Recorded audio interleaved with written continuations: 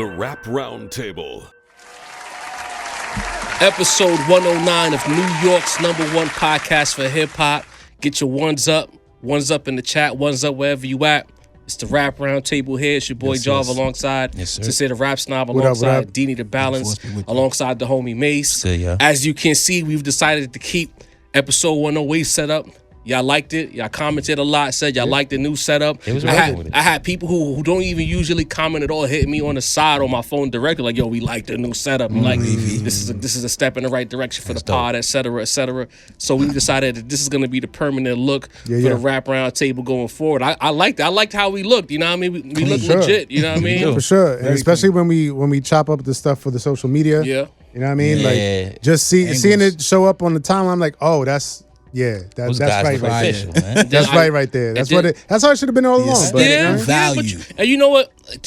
Take you behind the curtain just a little bit. We have been looking at this side of the room for maybe 3 months before we finally decided to like take the dive and just because a lot of times it's comfort. You come in, you sit at the table, you lock in, like changes autopilot. You know, you're so used to what you're used to. Right. Yeah. Sometimes you go into autopilot. You're like, all right, we show up, we sit at our designated chairs. It works. And then one day we just like, yo, well, what if? Give it a shot. Let's give it a shot. Can't wait to change cletas anymore. Quick shout out to China Streets because she got at us on Instagram. Oh, y'all want to change your look with Rome and Derringer? Y'all got. But when I was there, it was just a test run. China, we love you. Okay, family. Well, you know what I mean. But we like it. We enjoy what it looks like, and this is what it's gonna be. And ironically, Sin got suggested on his YouTube algorithm one of our older episodes when we was at the bum ass spot. So to see where we were previously a couple years ago to now is like I'm gonna be honest with you. When I looked at it, I said, "Who would want to watch this?" I was looking at it like I ain't gonna lie. I was like, "Who would want to watch this?" The commentary was still vibey. The content was still fire. The aesthetics were putrid, bro. Listen, it was rough on the visuals. Didn't even have good lighting, bro. What kind? That was like a bathroom light. We were like what 3-4 years removed from that. Like I was watching it. I was like.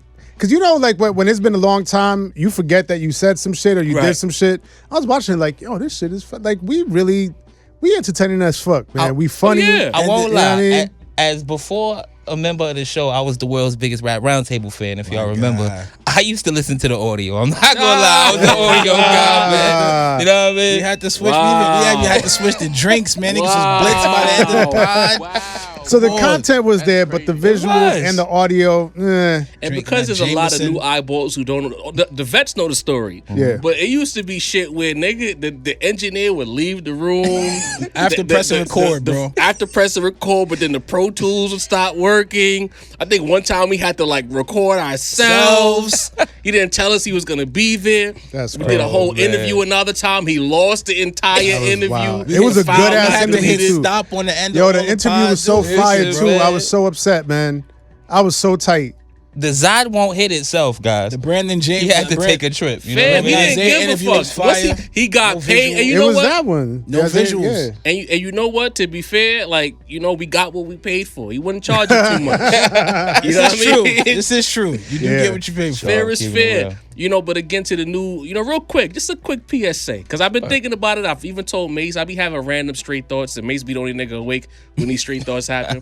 We might need to start putting, like, warning signs before we start these episodes. Little PSA before the shit start. Because niggas really be getting worked up. And they always, we always treat the show like a serial, right? So a lot of times our opinions is based on shit we said previously. Right. Then a new viewer jumps in and they like, oh, what the fuck? And they just start telling us over. And it's like, yo, did you watch the last episode? Are you new here? Do you know what's going on? So it might be time for us to put a little wall on it. Please watch previous episodes. Now that's too much work for them, man. But if you're going to type some hot shit and tell us off, at least do the knowledge. Do the knowledge. Facts. Somewhere in that should be warning, the tag. That should be the sign. Do the knowledge. At the end of every episode, we might have to do like some Dragon Ball Z shit. Stay tuned. Previously. Somewhere in that warning, it has to say that we love trolling Sin. Like, y'all have to know that coming into every episode, bro. Because we expect niggas to catch on to what's going on. Right. Real shit. Sin is the mature one. We're immature, guys. There's 3 children that's in here, bro. Real shit. I was sitting at my laptop and I was editing the video, you know what I mean? And I was about to hit him up. I was like, Yo, I know y'all got a separate group chat without me, and y'all plan this shit out. Gotta be. It's natural. Before y'all come in here. We just know when certain topics come, what to say. That's it. And it don't even be like an agreement. It just be like, oh, like he knows what's going on. I'm looking at Deanie. I'm looking at Deanie and his take, and I'm like, bro, you don't even believe that right now, bro. Like you said it with no conviction whatsoever. He was like, J. Cole, I guess. I don't know. Today. The nigga picked Cole and then went on the flame Cole right after. It didn't make sense. Yo, there's caveats. You know what I mean? I have to get my caveat. Yo, you got a like, point. so we all agree like simultaneously that we're gonna throw Sin here. Perfect. You know what I mean? my 3 God. niggas pick Cole and Sin. You know what I mean? Shit. 3 niggas who don't even really rock with Word, Cole just like just that. like I'm not even frying gonna them lie. up, It wasn't hibachi planned. style and shit. But yeah, I think that's a great idea. Also, Deanie, we might have to do like a little previously on a rap round table. Might be necessary. Little warning, do the knowledge fact. before you get the typing. Granted, we don't mind getting told off, but. Tell us off into some good shit, not when it's some shit you wow wrong about. You know what I mean? It's not fun that way. It's not fun. Not cool. But anyway, you can find a Rap Round Table on Apple Podcasts, Spotify, YouTube, Instagram, Facebook, and of course Twitter. The beat you hear in the background is brought to you by Sincere Beats. He makes beats. Holla at Super me. producer. Lock in with the Rap Round Table. We need 350 likes on each and every video. Hit the like button, run a comment Yes, up. If you you haven't by dig. now, please subscribe. RoundtableMerch.com. Get you one of these. We're going to be changing the domain pretty soon, in fact, so look out for that. And if you're feeling generous, hit us on the Cash App, the Rap Roundtable. And if you're feeling even more generous, throw a little super chat. We all get to it, you know what I mean? Why not? But, fellas, Yes, I saw a post on Twitter a couple days ago. Gentleman says that Game is a better MC than Kendrick Lamar. He didn't say he got a better discography. He didn't say better stage performer, better freestyler. He just said as an MC, Game is better than Kendrick. With the caveat that if Game wasn't known for the antics, this wouldn't even be a debate. So tonight, I promise we're not going to troll Sin. We're going to be mature tonight, right? All right. Game I is one guess. of them ones. Say what you want about his antics. He's one of them He's ones. really Yeah. good at this rap shit, Yeah. right? Yeah. He's West Coast representative. Arguable, maybe 2 classic albums under his belt. A lot of Game fans feel like it's 2 or 3. So we here now, Sin. And you All like right. Game. This is not I even do. one of them niggas you don't like. I do. West, y'all. Is Game a better MC than Kendrick Lamar? No. Damn. No. All right, we right into it. Quick answer. Right off the bat. Nah, I can't see it. I look, I'll give him his flowers. I'll give him his props. That freestyle he just dropped, he killed it. He Tough. black. So, You know what I mean? He's got the aggression. I think when people say shit like, you know, such and such is a better MC or better rapper than Kendrick Lamar, what they're looking for is a certain level of aggression. And Game, he super paused preemptively, but he approaches the mic aggressively. Okay. Hey. All right? Hey, yo. Whoa. That was crazy. Hey, yo. Approaches I'm sorry. the mic aggressively. Aggressively. Is a Wow. flagrant tool. Diabolical. We're gonna Wow. stop the podcast right here. Thank you for watching episode 109. We are done. Dastardly. That was fucking crazy. Ah, Retired. shit. He's an aggressive rhyme spitter when he's on stage. Say something Yes. else. Right. I don't All right. fucking know. I'm sorry. But he approaches his craft aggressively. Yeah. All right? Thank you. Perfect. There we go. So I get that. You know what I mean? But like, as far as an overall MC, as far as like, you know, giving you stories, as far as, you know, painting pictures, as far as like, you know, the wordplay, as far as like making you feel something, making you feel an emotion, like Kendrick got that all day, every day. You know what I mean? The thing that Game might have over Kendrick, he might be better at name dropping than Kendrick. You being disrespectful. He might be better tad. at you know, shenanigans Okay. than Kendrick. Some people like shenanigans. Some people do like shenanigans. I'm not one of them. But what you do know you what hold on? Let's not bury the lead. I mean? All right. Cause we gonna hold your feet to the cold now. You always say that Not the J. Cole, right? No, not no. But Cole will let you burn. You always say that Kendrick Lamar, one of your favorite attributes about him is his aggressiveness, the way he attacks the beat. So what do you mean when you say that some people like Game's aggressiveness more than Kenny's aggressiveness? There's a when I say like Kendrick has. I don't even really remember saying that Kendrick has a certain level of aggression.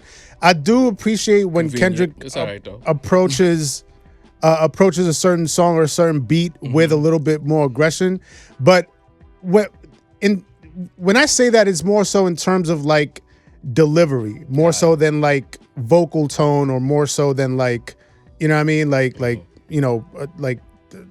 volume, you know what I mean, like I'm more so looking at it musically than vocally. Got it. You know what I mean? So yeah. Nah, I don't see it. And that, again, that's no disrespect to Game. I fucks with the Game, especially the first two albums. Again, the freestyle he just dropped, he killed it. But it's gonna take a lot more than that to be a better MC than Kendrick Lamar. All right, they need a balance. Let's talk about it. I agree with Sin, but I think there's kind of like this little field, you know what I'm saying, of people who look at, when they hear MC, they think of like just raw rapping ability. You know what I'm saying? Not the art aspect, right? Not the perspectives, not the imagery, not the painting of beautiful scenes, just bar for bar putting words together. And I ain't gonna lie, man, I'm not the biggest Game fan, but he's pretty good at doing that. You know what I'm saying? I always compare it to the cypher. You know, like I always say, like Kendrick Lamar is an exceptional rapper. There's a lot of people who I think wouldn't make a better album than him that I would rather hear in a cypher. You know what I'm saying? Like I think Absol, I would be better in the cypher for me. You know what I'm saying? I just think there's an aesthetic of people who like what Game brings. Game is of the G Unit 50S aesthetic when it comes to, you know what I'm saying? And look what they did. You get what I'm saying? The hard bars, rap and attacks, like people fucked with it. Like I think they mean in that. Like Kendrick is kind of like, it's very, I don't want to say niche, because it's hard to say something's niche when there's so many people that fuck with it. Like, you know what I'm saying? But what I'm saying, Kendrick Lamar is far from niche, bro. Right. But it's I don't want to say that either. It's not niche, but it's a specialty. You get what I'm saying? It's not something that you could just serve the typical like rap fan and just be like, oh, this is the shit I need, like immediately, like a Game. You hear that type of shit and it was just raw and rough. Pause. You get what I'm saying? Yeah. What are we doing? What are we doing right now, man? Eminent pause. What's going on? It was just street. That's what maybe street. Maybe street is the word I'm looking for. Like that street aesthetic. Like that was very like beholden. You know what I'm saying? And Game followed that aesthetic very well. And that I think was necessary in the 2000s for sure. You know what I'm saying? So I think people, when they say like MC, that's what they're gravitating towards. Like when they say, kind of like a Kendrick, like not Kendrick, like Jadakiss. When people say Jadakiss is a better MC than Kendrick, probably not. But in that cypher though, you know what I'm saying? In that street, I think Kiss is a better MC than Kendrick, but I think Kendrick is a better artist. But when he said MC, he put a whole bunch of things that I would usually defer as an artist, like the artwork of it all, the picture painting. Like that's not usually what people count as an MC on its whole. If the fucking aliens invaded Earth and they said only you need a 16-bar verse to save the planet, you know what I'm saying? And the choices is Kendrick or Kiss, like I'm taking Kiss. If the conversation may be better lyricists, maybe some people might go for Kendrick, even though Jada's no slouch. But like I said, that artsy, highfalutin type rap that niggas love, they really put that up there. The Michelin star meal versus the tomahawk steak. The chopped cheese, but niggas love a chopped cheese though. Nah, tomahawks is expensive, so we can like a tomahawk might run you like 120 depending where you go, 150. I'm talking about son you get in the streets be like, these are just I fuck with these. So you think it's more of a preference thing than I do, bro. Like, to say one is better than the other? I do. There's a lot of people I would put just in terms. I think a lot of people looking at it from like the raw rap and aesthetic. Just put that person in front of a crowd. Just rap. No aesthetic like an Andre 3000. No, I don't want to say gimmicks, but no vibes. Don't try to hymn us to death. Just spit raps and let the people judge. I just feel like a lot of people would fuck with what Game has to deliver. Don't him it. So Andre didn't rap? He did, but he did what Kendrick does. He harmonized. Nah. See, he didn't harmonize in his music. We're not gonna let you sink this ship. We're not gonna let you do that. All right. Three stacks. You give Tell 3 stacks. Give me a 16-0 beat on nothing. You're gonna be impressed. When 16 ain't enough, Stink bro. on you further. You get what I'm saying? It was more like he was doing the hooks. He was doing the vibe. I'm not saying he wasn't rapping. Cadillac music, the bars are there, bro. I'm not saying he wasn't. You don't get what I'm saying by this. Like, that's why I'm trying to find a better way to explain it. Like, It's more. It's not just a fight scene. It's an entire movie. You get what I'm saying? I wouldn't call that a gimmick though. 3 Stacks got them 16s. Yeah, I think gimmick was one. This is me. Right. This is me Aesthetically. arguing for 3 Stacks, saying he got them 16s, bro. I'm not saying he don't, but I'm saying it's not just raw plain 16s. Yes, it is. It's just plain 16s. Bro, he got those. I'm not saying he doesn't. So what are you saying? When he raps, he puts vibes on his shit. He emphasizes. Go back and listen to 90s Andre 3000. I'm not saying he's not nice, bro. What I'm saying is your description is inaccurate. Leather in the summer, silk in the Go winter. back Those and listen type to of this vibes. nigga in the 90s. That's that nigga. He been that's why I that, said bro. stink on your forward. And he got those nigga. Life of the party is not gimmick. The life of the thank you. Like, what are you talking about? Like I said, gimmicky might be Yeah. the wrong word. It's aesthetic. It's It ain't vibes. even It's using vibey. cadences, It's bars, bro. Also, cadences, the- flows, right. Pockets. But Like all- he switches up a lot of shit. All and right. sometimes just damn near singing in some of the Okay, songs. That's That's not a crime. That just means he got that in his skill set. But if you ask this nigga for just bars and fire bars, he got those. And I'm saying, I think when Like, people hear on an MCs, they don't all-time think of level. niggas that got all those extras. They just think of the nigga that just raps. Well, all right, but You know why what I'm is saying? that's my question. Why is that? I don't know why that is. Do you feel that way? Nobody. I even talked about it a long time ago, but the way people just put Mace answered for you. He said yes, he does. No, like this is his bias is leaking out. Nah, here. I talked about this What are we before. Like doing, people bro? see MCs and lyricists and rappers as different things. You get what I'm saying? I'm just saying. Kendrick just happens to be I'm just good saying, at all three. For me, flows, cadences, pockets, all of that goes into MC work. If we talking about You know raw what I mean? MC, like as far as generational talent, skill set levels, 3 Stacks clear like 97% of rap, nigga. If not more than that, like he's so one of the you see more how- You want actually- raw ability to rap? You see how Jay never really had to do the harmonizing the hymns. He really didn't do that in his Because raps. that's not his bag. That's what I'm He don't have saying. it. That's all I'm literally saying. Like you look at Jadakiss, Well, I'm you saying look in the at midst of this conversation, Bean Siegel, you mention look it- at anybody you really want. Like But in the midst Prodigy. of this conversation, that's a bad example, bro. You And can't then- even bring 3 Stacks into this equation, Okay, bro. okay. I went for someone who basically like does more than just rap. Gotcha. Has a lot more in the fucking bag. You get what I'm saying? Like as far as outside of him and Kendrick, who else does that on a highfalutin level? Like that you can name right now off the top of your those are the two niggas I think about when it comes to like but then Drake. okay, half the time- but Drake it's don't got not the bars. coming from the place I'm OVO talking saying. about though. Drake It's coming don't from got got that. it. I'm just playing devil's advocate because like if we talking about Okay. half rapping, half singing, half harmonizing. Okay. It can fall into that bag, but I'm We talking have more as far fallen as into a slippery from the slope. culture aspect. You get what I'm saying? Okay. Like these are the dudes that we look up to as the voices of the culture when they rap, when they speak. I'm talking about that stuff. We're not really looking for Drake for that. You get what I'm saying? We looking for just make hits. So Drake's not an MC. He is an MC. He is an MC. So Mace, in the streets of the city. So Game No. or Kendrick Lamar? Because it's gonna end up being a conversation about what's an MC versus what's a lyricist. That's- what's a right. it's And just it gonna go back depends to on that. who you ask. That's all. I took a long way of saying that. I appreciate the balance, Dini. You Too know, much fucking balance. it's a balance. Life is about balance. But it's You're a Kendrick. politician. It's Kendrick. You know, first off, let's give Game his flowers. You right. You absolutely right, saying he's got MCing skills in spades. One of the best discographies of his era. Of those 2000s MCs, you know, the Fabs, the Joe Buddens, the Pusha T's, Game is right there with him. He's battled most of them. You know what I mean? Battling. One of the best battle MCs ever. Has dismantled 50 Cent, Meek Mill, most people that he's going up against. I even thought that the Eminem diss was decent. Yeah. You know what I mean? To be honest. Just on some bar for bar shit. You know what I mean? Game, just like you say, his aggressiveness. The fact that he's gotten better over time. You know what I mean? The documentary, which may be his best album because of the Sonics, #SonicsD.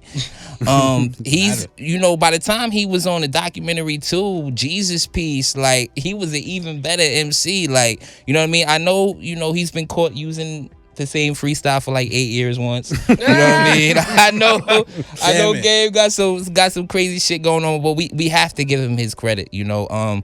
One of the more underrated because of his antics, you know what I mean? But it's like, I always thought that was corny. I don't like a rapper because of his antics or because of his fans. When we here for the music at the end of the day, you know, so we got to give Game his credit. Absolutely excellent MC. Like you said, I've always been a big fan. You know, I thought he was cooked when the unit left him, you know, pause. Right, this is crazy, this episode. I thought he was finished. he was back even stronger. You know what I mean? Facing off with a whole crew by himself. So Game has to get props. You know what I mean? We're not just gonna write him off like this is MC Gusto over there. You feel me? I was a little slanderous, but it was just it was for the jokes. Listen, you know what I man, mean? I can get respect slanderous sometimes too. I appreciate it. But it, like I said, it's Kendrick Lamar. There's just there's levels to this, you know what I mean? As great as everything Game does, you know what I'm saying? The name dropping, like Sin said, the punches. Game has imagery. Game has stories. You know what I mean? Game, you know, he could just bar up on you. You know what I mean? Like he has a special appreciation for East Coast rappers. He's shown it throughout the years, so he likes to be able to get into that bag himself. But Kendrick it's just another level, bro. You know what I'm saying? Like it's not just the artistry, but just like. It's almost like, and I'm glad y'all brought up the Jadakiss comparison. It's almost like how Jadakiss is the supreme MC, right? But when you look at a Nas, there's just certain things that, you know, as an artist, as a rapper, he brings, you know what I mean? Honesty, sincerity, like breaking shit down on a whole nother level, you know what I mean? Like making you feel like you there. Like Kendrick is just, you know, even a discography, that's one of Game's biggest things, and people got Kendrick there. Like when you talk about Kendrick is widely known as the best of his era. You know what I mean? And if you ask me, a best of your era, it should equal somewhere in a GOAT conversation.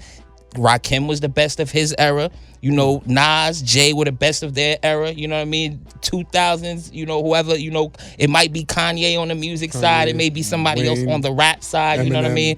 But when you're a person who's completely dominated their era, you know what I mean? And is known as the best MC of their era. Like, that's nothing that Game ever got. Game never got, hey, he's the best rapper in the game. Game was never looked at as the best rapper alive. Kendrick was looked at that for multiple years.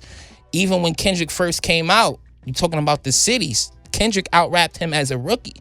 You know what I mean? And that was Game at its peak. That was the Red album, I believe. You know what I mean? And Kendrick completely out-rapped him. You know what I mean? And this was Kendrick at his worst. So as much as, you know, I like to, Game is like Lupe for me. One of those underrated MCs from an era that I grew up listening to that I like to mention when it comes to the all-timers.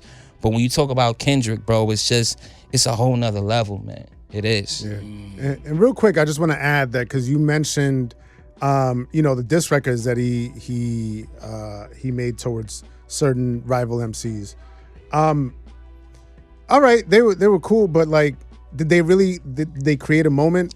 Did people really ultimately care about those? Like, do people look back at those records? Do people look back at those battles? But you always appreciate the fact. I don't know if people look. One blood ring off right now, bro. Don't No. The records. I'm talking about the diss records. Oh, okay.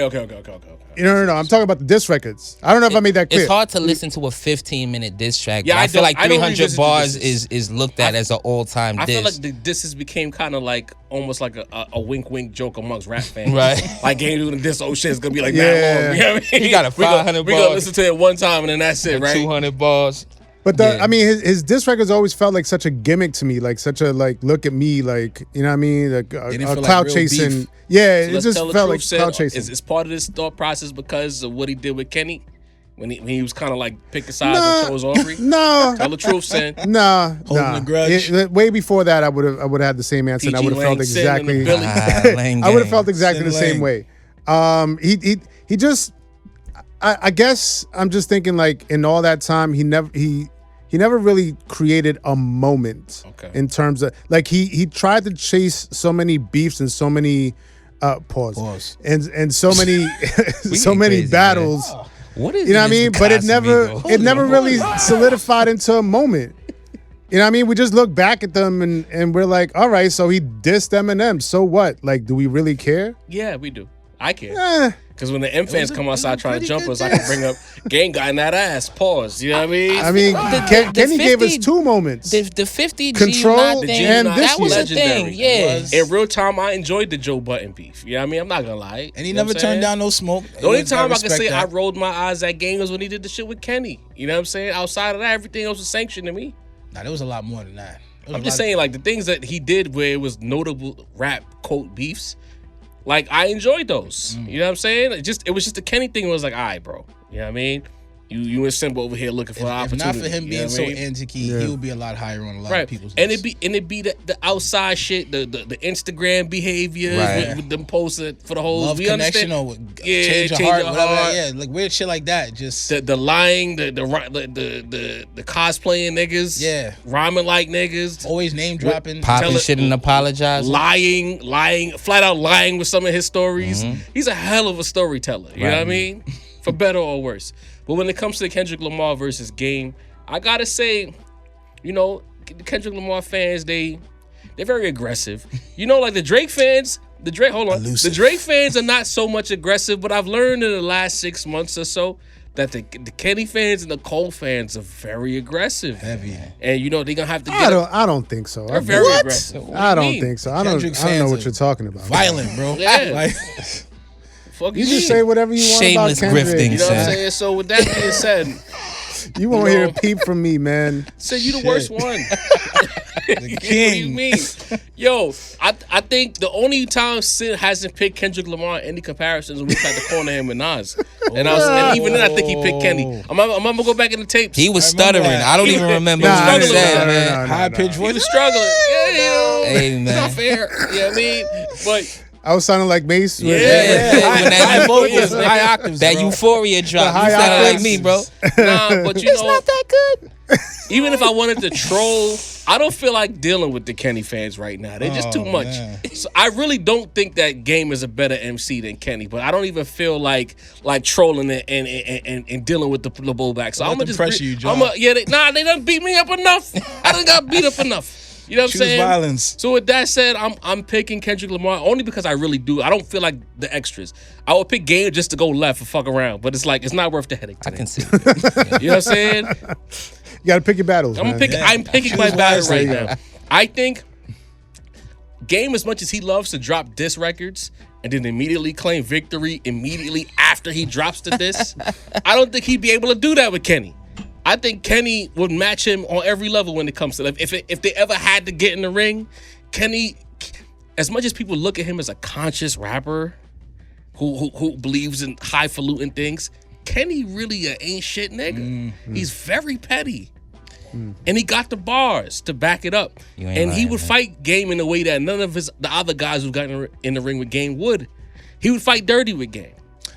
I mean, granted, I think he just wouldn't give him the time because he could have gave him the time when he was talking crazy throughout the battle. Nah, because You know what I'm it wasn't worth the time. Everybody knew what No Game time. was doing. You know what I'm saying? We Try all to knew. Try to get to the stage. Did he give Simba time? It was the same shit. Nothing. Did Kenny even shout out Rose for fake trying to join the wave? Nah, Nothing. right? We all knew Ross what got it a slap was. for his troubles. Honestly, after the Heart Part 5 dropped and I seen how he performed on that beat and how he Crazy. embodied multiple people with high level rapping, Kenny, as much as I want to troll Sin, like that nigga's too good. He's really good at this shit. Yeah. You know what I'm saying? So it's You like gotta- I you gotta can't give credit in good where it's faith due. take Game over him right now because I heard that song. Even the N95, like I said it on this pod before, I said That was crazy. when Kenny get downhill, It's crazy. he's one of the most unstoppable niggas. Specifically when he gets downhill. You can't do nothing with him. Because it's the verbiage, it's the breathing, it's the pocket, it's the wordplay. He has it all. The sliders are up. So it's like, nah, like if we talking about Baby Keem now, when he get into Keem, shit get weird. But when he's Cowboy dolo boots, and he rapping, the only niggas in his league Nah, that, that Family Ties verse was crazy. yeah, it was. Yeah. It's the One of hillbilly one. shit that was. You know what I mean? It's only the TDE niggas who's really in Kendrick like stratosphere to me. Yeah. You know what I'm saying? When it comes to Solo. like being like an MC and shit. Solo, Q, On a mainstream level, that's a good J-Rock. conversation. Looking forward to that sober. You know, y'all know how I feel about Q. I think Q the best out of all of them, and I get heat for it every time I say Everybody it. got But their- Q's my guy. You know what I mean? I'm gonna stand on that. I know niggas that feel the same way about J-Rock. There you go. So I guess, With Absol getting his bag, he another one. That's they really, Monster. as a crew, they really was a cheat code. Yeah. It's sad that Black we didn't Hippie. get the Black Hippie album, but We were cheated out of that shit. oh yeah. For real. I mean, you never know. I mean, it's not- it's time not is over. constant. It's not over. You know, maybe in time, maybe what better time than now? 2025. Everyone is rapping again. They're putting out projects. They're Energy getting is there. interviews. They in the mix. Whether it's on Fig or Harper's Bazaar, they outside. You heard? They on it, man. They outside. So let's not write it off. But Yes, sir. the rap round table unanimously, the rarest of occasions, all pick Kenny Incredible. for this comparison. I think we're gonna keep the rapper comparisons going, but we're gonna move away from Kenny in the future, and we're gonna do it. I've seen some names get floated about, and we'll throw some comps out Chop it there. up. But next question I got for you guys. What's the word? A tweet or a post came out with Lil Baby saying that he's ready to put foot on next again. But outside of 2020, it seems like he's been on a steady decline. Quick, disclaimer. A long time ago. 4 years. This is not no New York bias, slander session. Outside of sin, we all love Lil Baby at this table. Yeah. Facts. You know what I'm saying? Look, I fuck with Lil Baby. I think he can rap. I think he's good at it. But at the same time, I feel like since 2020, let's say 2021, let's be fair, he's been missing. What's his name got called a snitch? Gunna still putting out fire, because you at a certain point in time you could kind of say that they were attached at the hip as far as their ascent and rap. But now Gunna's still putting out fire. The Gunna fans are calling his last 2 projects classics. The Gunna fans are calling them Just classics. was talking about it with Josh and Sid. You know what I'm They saying? dope albums. They Literally. dope albums. Not saying the rap round table said it's listen carefully, because y'all niggas don't listen. It's not us. The Gunna fans are saying that really these good albums, Conway's y'all. album. Really The good. rap round table Right, that's the said. first thing they gonna say. Job said side Dog, is right? the best How album y'all? since How can y'all say Illmatic. y'all off the cloth and say your album is a classic? We not saying They're this. gonna go across the It's street been like, out for like 3 months, listen bro. to what they said over there. But it seems as though Lil Baby is throwing record at the wall, and they have not stuck. They haven't trended. They haven't even gotten any real TikTok love. So my question is to the chat. Let me know in the chat and to the rap roundtable. Is Lil Baby done as a top tier rapper on the mainstream level? Macito, I'm coming to you first. Is Lil Baby done as a rap on a top tier level? I gotta say no. Okay. I'm gonna say no. I don't listen. I don't. The last few joints he's dropped. When I say few, I mean like the last 15, bro. They haven't garnered any type of fanfare. They haven't. They ain't been in my rotation. They not platinum in my house. You know what I'm saying? So I'm not gonna act like I've been a fan of his music. Hey, you don't like that song? No. You remember Absolutely that Instagram not. video when they tried to get it over? Even his bros wasn't even into that when they showed that video. But I'll say this is the type of music he makes. He can just catch a hit, bro. I'm gonna be honest. You got like he makes, for the lack of a better term, that low vibrational, the you don't have to think much. You know what I mean? Like he had the Central C joint that was going off, the band for band joint. I think all it takes is that. He didn't have like a huge like absolute fall off moment like a Da Baby. You know what I mean? I feel like he's just had those cool moments. I feel like of rappers of his ilk, Uzi had a cool moment. He snapped right back. Even 21 for a second was not crazy, and then he snapped back. When was that second? Where that was that? Yeah, I think post bank account, the I'm a Hoe 2 era, the Ever Rose era, that era. You know what I mean? Like, you gotta give him a break. Pussy have niggas acting weird. I've been there. Glad you said that. Listen, man. So I can say it.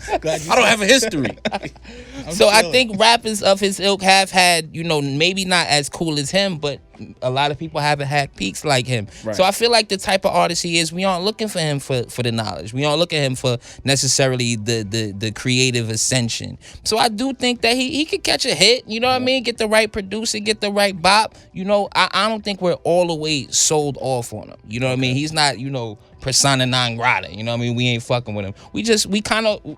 Even we were bought into him at one time. The rap roundtable, the cloth. You know what I mean? Even we had to give him his props. I bought stock early. I ain't gonna lie. Who's we? Me and Job bought stock early. That was the Lang era. We was locked in on all of a sudden I had niggas in the trap.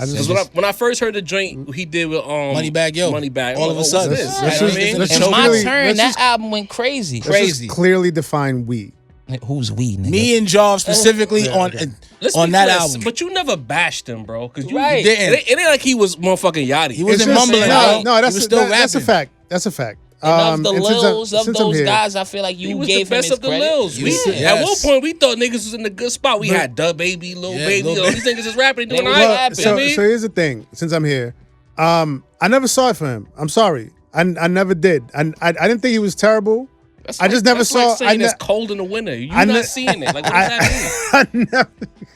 It's just I never saw the star quality in him. You know what I mean? Honestly, when during that time, what was it, like 5 years ago now? Like the Baby, Lil Baby was both popping. I would have put all my chips in for the Baby. I thought he had it. Like he could he could spit. Granted, it was the same flow and delivery on every song, and the beats was trash for the most part. A lot of them, but the Baby hasn't tried. But the Baby could rhyme, and then like I'm hearing Lil Baby, and I'm like, out of these two babies, I'm going with the Baby. You know what I mean?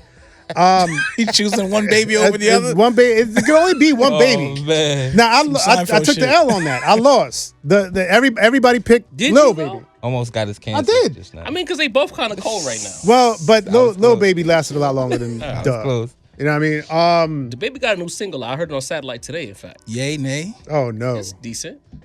It's better than some of the shit he been trying to do. Like, he got some better producers around him now, or he's picking better beats. I don't know what's going on behind the scenes, but it don't sound like the gimmicky shit he was doing before. Not the Play School My First Beats. Nah, not the Fruity Loop. Or the same freestyle on every beat. No matter what, don't change the tempo. Do the same type of freestyle on every fucking beat. Bro was having pirate beats. He trying to diversify his portfolio. Shiver Me Timbers beats. Yeah, but I remember. So with Lil Baby, like I remember specifically, I had heard that he was working on a documentary of himself. Oh, that Amazon doc. And I remember thinking, I'm like, already, like you already working on a documentary, like you had like a 15, 20 year long career. Like it's been like 5 years, bro. Like what's that story gonna be? And I feel that like for a lot of these newer artists, not just Lil Baby, but a lot of other younger artists, like that's what happens. Like the cycle is so short now, where it's like you're in 5 years, you thinking you are one of the GOATs now, and you know it starts going to your head, and now they start resting on their laurels, and then the next thing they know, like the audience has moved past them, and I just feel like that's what's happened to Lil Baby here. You know what I mean? Damn, son. Interesting. Again, this is not no New York bias. You know, I want to be clear because you know that Atlanta hates us right now. I just want to be clear. You go on Twitter and you say the Rap Roundtable right now. We are not sanctioned in Atlanta right now. I love Atlanta. But they need to balance as you're here. Is he done? Why? I might have to say so. So I two mean, thumbs down at the Coliseum for a little bit. Dean ain't want to say it, man. You got to look at it like if we jump the clock back, 4 years, 5 years, almost 6 years, the nigga couldn't miss. Like, could not miss. Like, that's what you saying. What are we gonna talk about for 5 years? Right. You know how many niggas don't get a 5 year run in hip hop, bro? No, that's where you're the man for a 3 to 5 year run. I don't know if it was that long though. All right, bro. He dropped the shit. 5 years is not worthy of a 2018 documentary. to 21. In hip hop, bro. Like a 3 year. I mean, we always talk about like if we name every borough, we'll talk about the KRS ones. We'll talk about the big puns from the Bronx. But like, if you had to name like 25 like rappers with longevity who had crazy careers in the Bronx, you'll be thinking. You know what I'm saying? It's not like you'll just be shooting names off the top of your head. There's a lot that had good careers. Are they gonna let you back on Soundview after this? I'm coming right back to the hood after this, man. I know what the vibes is. Yo, make sure you see how that balance getting them. Nah, but it's like three years on top. I mean, niggas play NBA basketball for 20 years, don't win no rings, bro. Right? No. Niggas play NBA ball 20 years, Stockton, Malone, don't win no rings. Current residence, my nigga. Be careful. I'm in Queens now, man. Don't find me if you want to. You know what I'm saying? Sound like a Queens nigga right now. That's but a fact, I'm talking about even Queens. Even Queens. Or not. MC Shan ass motherfucker. Same thing. Do the same thing with Queens. Do the same thing with Queens. Nah, do the same thing. I'm anywhere, my nigga, in any aspect in life. Just saying, 3 years of you gotta run. go see Tim, my nigga. Yo. Like, just be careful. I'm outside, nigga. Right. Everywhere you want to be, I'm already there. I'm like American Express and shit. Yeah. But like, check it out. Like a 3 year run at anything is amazing. The bridge. He was the man, bro. Like, granted, Queensbridge, Steenie. yo, Who knew? I'm everywhere. But like I said, like Drake aside, Kendrick aside, like he was that. Future aside, you get what I'm saying? For that little run of features, of popping out, of doing remember when songs. Scary Hours 3 dropped? My nigga, once it needs, body. What's next? Indeed, he was rivaling Drake in verses, bro. Let's keep it a buck. He cleared Drake on his own. My nigga, come on, bro. Like it matters. I feel you, but now that you bring up Future, because we all know here that I'm not the biggest Future fan, but I see the Future stardom. Like his star shines bright. I never saw that from Lil Baby. The reason is because Future never took his foot off the gas. You know what I'm saying? Like I think Future has a more sustainable product. And he's never taken his foot off the gas. Like, we've seen Lil Baby try. It's not like he's been invisible the last 2 years. He didn't take his foot off the gas. The shit was missing. That's my point. He's trying, but the shit is just not hitting. That's what makes me feel like it might be over. Because you couldn't miss a shot before. You take 3 years out, you don't hit no shots. Now you come back and I'm expecting you to go crazy again. But what does that mean? What does that mean when you take a break and you come back and nobody cares anymore? It means you missed your spot. Mr. 5 years off for Kendrick, he came back. Now can we look at him now? Comparing Somehow it y'all see how Royce goes back to Kendrick. You know what's funny? In any other comparison, me comparing Lil Baby, this nigga would be fighting me right now. But I'm gonna let him have this comparison. Fry this nigga. Don't let him have shit. Even if we were comparing sneakers, you like, no, Kendrick Lamar's fake Jordans are better than this nigga Lil Baby's. Like, you saw those 12s on his Instagram. Fam, come on, bro. Like, did you see his fit in Harper's Bazaar? Say what you want. The nigga couldn't miss for 3 years. You find any genre, I'm surprised anything. Nigga ain't dressed up as Kendrick for Halloween yet. It ain't over. We might get the diamond spikes crop, get the diamond shit from the Jesus for this nigga having walk around. Nah, you give me a thought. Shit. You give me an idea. But like 3 years is a run, my nigga. Like sitting about to be hopscotching through Harlem on fucking Halloween. The shit he dropped with Central C white was fire. tracksuit. That shit was fire. But what's it been before that? And what's it been after that? The thing is, y'all make the Future comparison. Future had that moment, the Honest era, when he was making "I'm So Happy I Won" by Marion Ciara. He was making them whack Kanye records. How long did that run? But he never really had that era. But there was no fall off allegations How long though, did that bro. He last was for? still Future though. Next year, right back on. Next year? The Sierra happened before like 2 or years. With after hits. the Evil Dirty Sprite. That was before. So That was before. He had a cold era. Future did. He spun back with the mixtape. But he wasn't run. that popping yet. He was Right. still He ascending. didn't peak. Right. Lil Baby got there, bro. He was That's that guy. true. That's true. Sierra was the biggest star in that relationship at the time. the time. Remember the hoes was wondering what the fuck she was doing with Future. Right. I'm sorry, I said the hoes was baby. Damn, man. They gonna flame us. We got the system. Hey, girls, we love y'all. My bad. It's about to look like a BET now movie. women are watching us. I can't even be a nigga no more. But I'm with Mesito. I think it's still hope because of the record he did with Central C. Up until that record, I sold all my stock. Primarily carried by Central C, though. Nah, but Baby did him still. He did. Because when you toast as a rapper, we know this. When you toast, it don't matter who on the song. If you toast, the song is not going nowhere, bro. That's a This fact. record got legs, It's a good record. and he's on it. Yeah. Central C, the British nigga.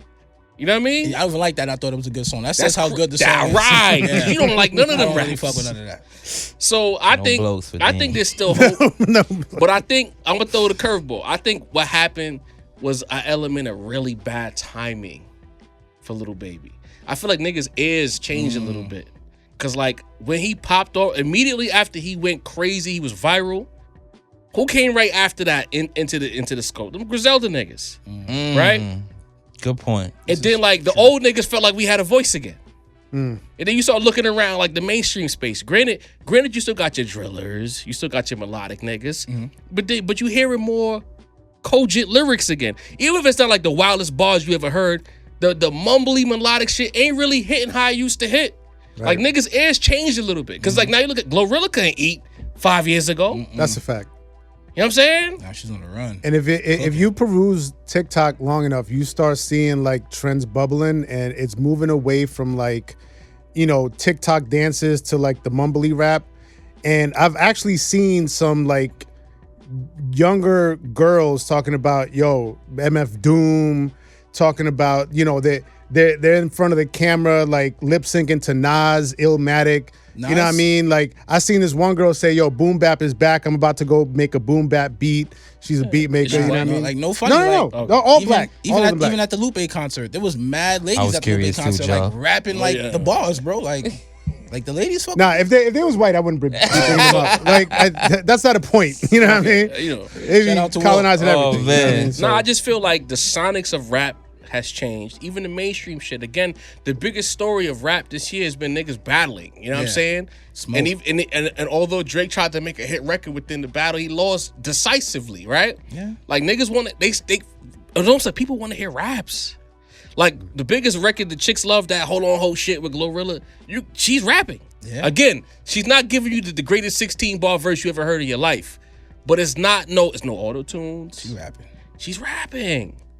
21, right down the block from Lil Baby. His last couple of projects, he's rapping. Mm-hmm. He's not doing none of that extra shit. Better production. Even Gunna, if you listen to Gunna's last 2 albums, rapping. it's more clear and cogent lyricism. Yeah. It ain't drug rap. It ain't I'm trippy and I'm high. Like I can understand the words. You can hear. Listen to Gunna. He's gotten better as a rapper. All right. Yeah. And if you really listen to him. The silverest of linings for me right now, they're really fucking with Doechii out there. Yeah. Another one. That's That a last fact. project really was fucking well out crazy. there. A lot of the newer artists who are getting like any kind of motion on the socials or the digital platforms are niggas who can actually rap. Mm-hmm. So it seems like Lil Baby got caught up in a situation where like he was the last great of the previous era, and as his new wave is coming in, he's struggling to find a place. Because niggas can't fake. I'm not gonna say niggas don't want to hear it, but they're not as adept to wanting to hear it now as they were a couple years ago. But it just hasn't been as good though. It's like this nigga got attacked by the Monstars. Like it just he But lost the powers. But look at Aubrey. I'm saying because the Sonics changed. Look at Aubrey. Aubrey did what was the album? What's Aubrey's last album? What was the name of it again? For All the Dogs. For All the Dogs. For All the Dogs got panned so hard that he dropped Scary Hours 4 or 3, whatever the fuck. Because it was Scary Hours 2 that Lil Baby was on correction. Yeah. When he dropped Scary Hours 3, he was rapping. Yeah. He got bullied by niggas into rapping. Dark Because niggas want to hit bars. Even had Sin Joe on Budden deck. specifically. Listen. Again, 5 years ago, you could not bully Drake into rapping, Right. bro. Yeah. So something is changing in rap where niggas want to hit bars again. And the timing point is very interesting too, because when Lil Baby came on the scene, he was almost groomed as like this is the next superstar in rap. But what was going on in 2020, right? Kendrick, Dini, relax. Kendrick hadn't dropped in a while. You know what I'm saying? Relax. Even Drake, 2020, Scorpion was 2 years old. You know what I'm saying? Like Kanye was really out of the scene. Future wasn't really. So he kind of looked like the next guy. But then the older generation said, nah, Mr. Morale dropped World Record Tour. Drake dropped 12 albums. Future dropped 15 albums. You know what I'm saying? So it's like, nah. So they the old guard kind of said, not so quick, young fella. We taking our spot back on the mainstream level. But the rapping point is a good point as well, Joe. Because it's like, who's the mainstream new act who's doing something melodic shit with non-coherent lyrics right now? Like, who's the person you could point to and say, and he's doing well? I can't think of very Rap great level? Shit, man. They locking them all up. Even the white boy with the dad joke bars, Quando Hollow, Oh. that nigga. He's rapping. For better or worse. He's not making, you know what I mean? Yeah. Yeah. If y'all, Quando Hollow's an inside joke. So, you know what I mean? It's Nick Jack. We know that. Right. You know what I mean? I just feel like the game is kind of changing. So it's like Lil Baby might have to rap. He can't probably do the little, you know what I mean? You gotta Great switch reset it up. kicked in. Hmm? The great reset kicked in. He didn't get. I don't know if it's a great reset, but it's like a slow burn. You know what I mean? But even the music just doesn't sound good anymore. It's not like it's like I would understand if it just was like a little slight degradation. You know what I'm saying? But it's like the music just don't sound good no more. Like Because your ears ain't But I don't- tuned to that no more, but when I still listen to the old shit, bro, like all of a sudden fucks me up still. Like the good shit that it he was was good. rapping on all of a sudden. So it's not that he's not rapping now. It's just the music just don't hit Think no about more. it. Moneybag Yo ain't fall off. He's a rapper. Exactly. Because he's spitting. And He's the not last joint was singing. fire from him too. It's a full-on Lil Baby fall off. Hence is why I said he's cooked. All right. It's a We gonna full-on see. fall off. The table is split. I think there's hope for Baby as long as he adjusts to the current version of the Matrix. I would love to see it. Deanie, myself, and Mesa on the same accord. I don't see it. Deanie and Sin don't see Really a don't, lane bro. for He's cooked. Lil Looking Baby. Chat, let us know. Thumbs up or thumbs down in the chat. If little thumbs up, he has hope. Thumbs down, he's cooked. Again, hit the like button, run the likes up, run the subscribes up. We have at 18.7K now. We're trying to get to 18.8, and the goal is to get to 20K by the end of the fall. Please. Yes. Let's do it. Thank you. Dame Dash. Not again. Another person Back that at we it. love to talk about on this podcast. He was on, because again, everybody has a podcast now. I guess because as podcasters, we can't say that. But I'm saying anyway, everybody can. got a fucking podcast now. You know what I mean? We birthed a few podcasts ourselves. We see y'all. Salute. You're welcome. I think about 4 or 5 podcasts came after they got a little sample. They tried to bite the aesthetic. It didn't quite work out. Nope. We even get a Father's Day card. No Father's Day cards. Sheesh. We see y'all though. At least, you know what I mean? When you drop your first episode, you could have shouted us out. You know, when we watched the rap round, we like what they do. We wanted to do that shit too. Following the aesthetic. Fucking 2T's himself done went and found two randoms and made a podcast after he watched our shit. You know what I'm saying? Yo, shouts to I'm not making that up. Where B-Dot at? What's that got B-Dot? B-Dot a B-Mic next to Angela Yee doing lists on Twitter. That's crazy, what happened, bro? What happened? That's crazy, Teeg.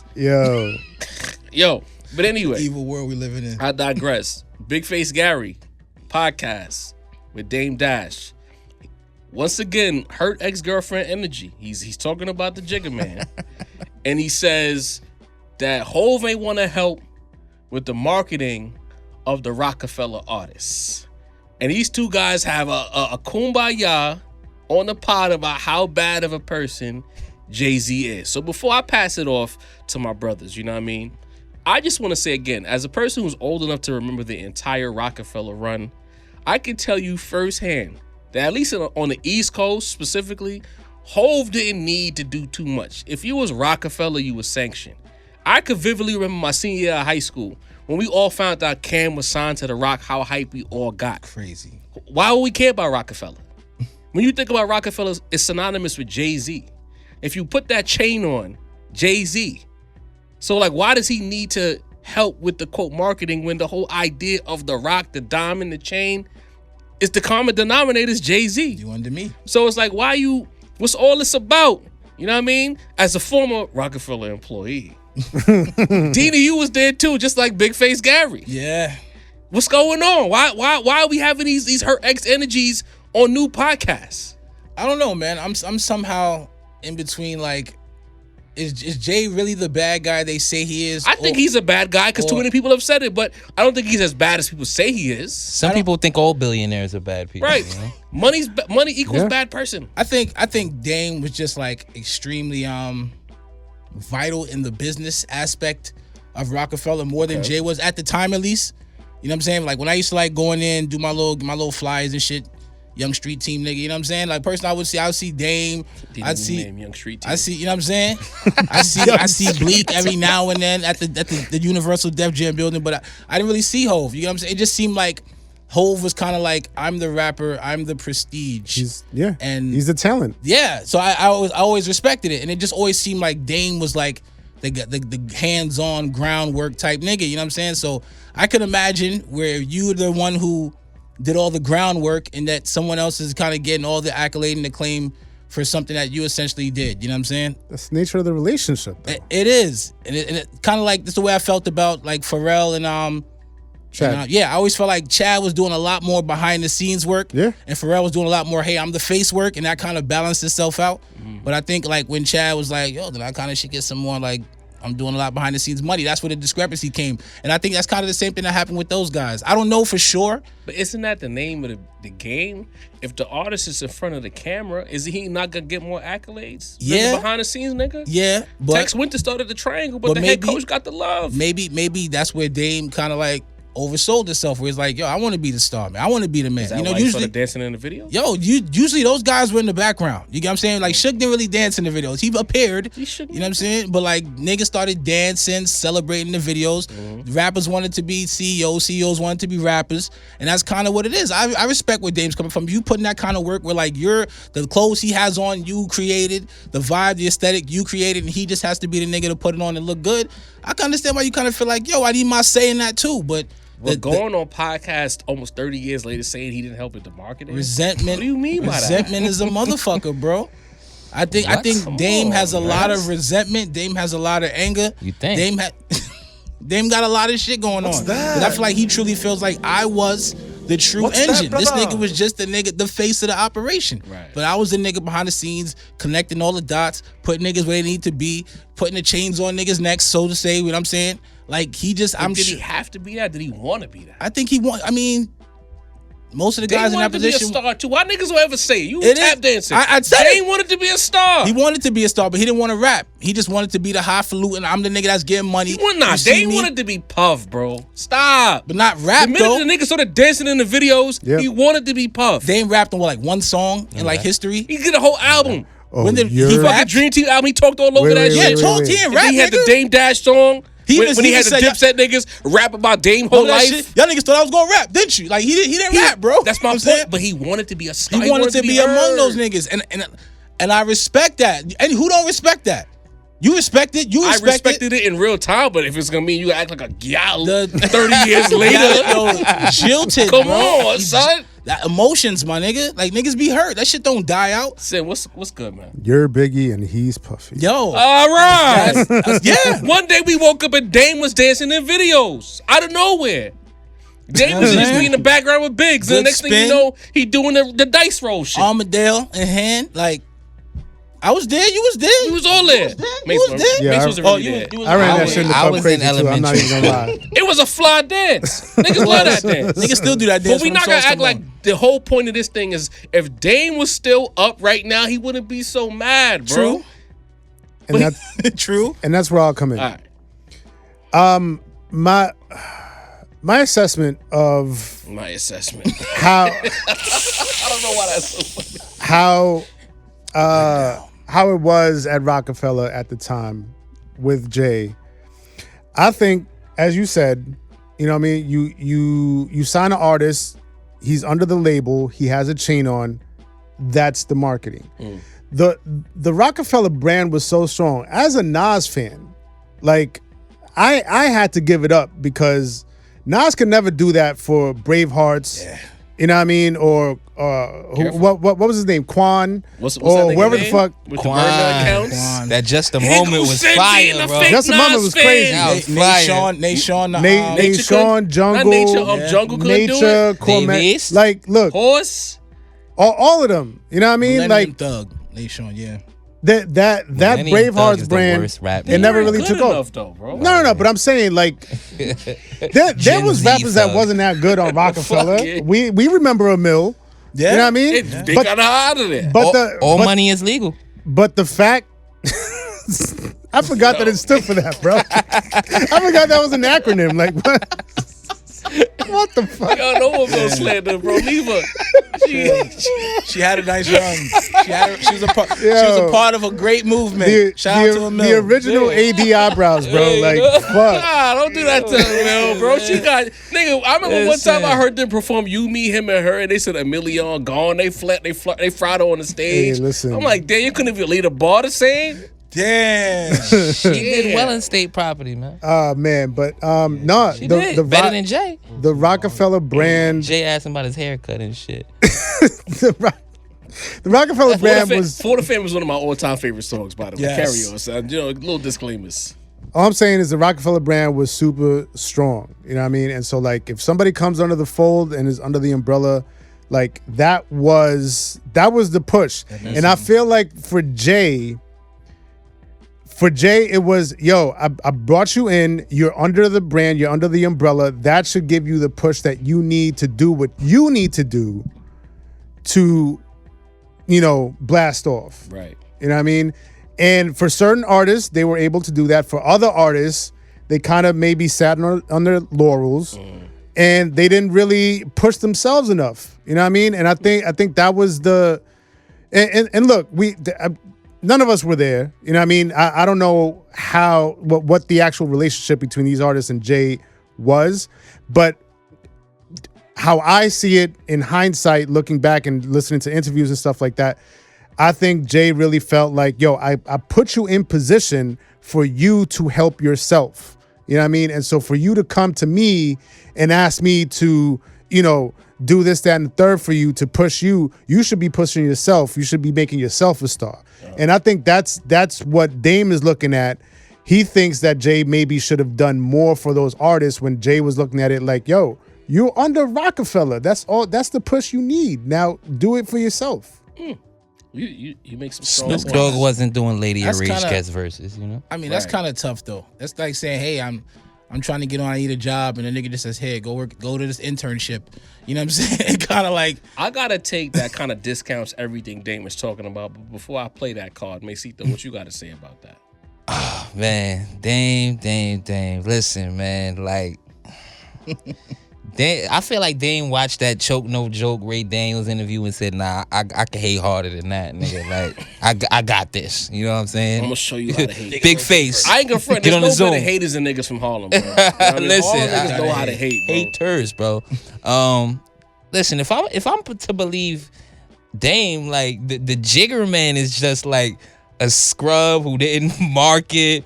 Dame took his bitch, like, you know what I'm saying? Like, the nigga was a loser who lost the Nas. Remember like, Dame said, if we in a room, the chicks wanted me more than they wanted Hope. that's Dame said if that. I'm to believe Dame, this is what I'm saying. Just like a bum, like, I don't know how we here in 2024. Make-A-Wish kid Sean Carter finally made it. You know what I'm saying? Shouts to Dame. He was I could have had Beyonce. lugging him along. You know what I mean? For a few years. You know what I'm saying? Listen, man. Like, damn.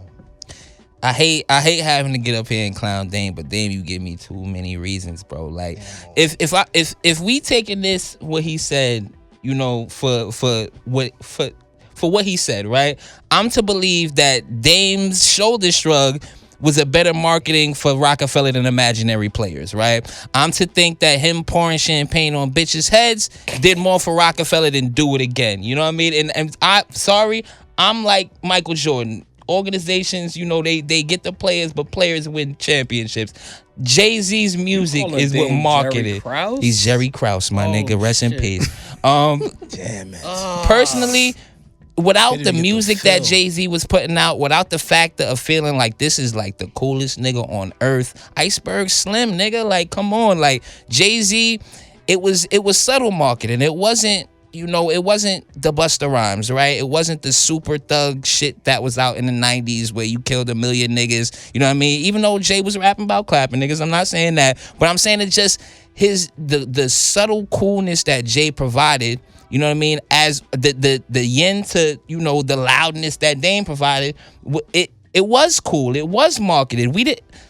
More niggas that I know wanted to be like Jay-Z than wanted to be like Dame and Dash. You know what I'm saying? Like, when niggas came to Rockefeller, you think they came, even if Dame was doing his thing, even if Dame was a fantastic, which he was, doing at his job behind the scenes, you think that meant more than to be able to say, oh, I'm about to get on, you know, a Jay-Z record. I'm about to, you know, have the whole verse. It proved itself immediately after when the Dame and Dash music group did nothing, and every time Jay-Z popped out, Jay-Z's on a song with Rick Ross, it's hot. Jay-Z's on a song with Young Jeezy, it's hot. Jay-Z's on a song with Rihanna, it's hot. Immediately after, it showed where the marketing was. Dame couldn't market anybody, and everybody who Jay-Z got on a song with blew up. So Jav, you cook, Jav, cook. For the sake of argument. You the Rockefeller guy. I am, but nah, that's Dini. But for the sake of argument, for niggas in the chat who will push back against you, I need to put it on wax. What's the word? People will say that after the Rockefeller breakup, that Jay orchestrated a blackballing of Dame Dash, which is why his ventures failed. So what do you say to that? Sounds like good marketing to me. Damn. Well, damn, that's tough.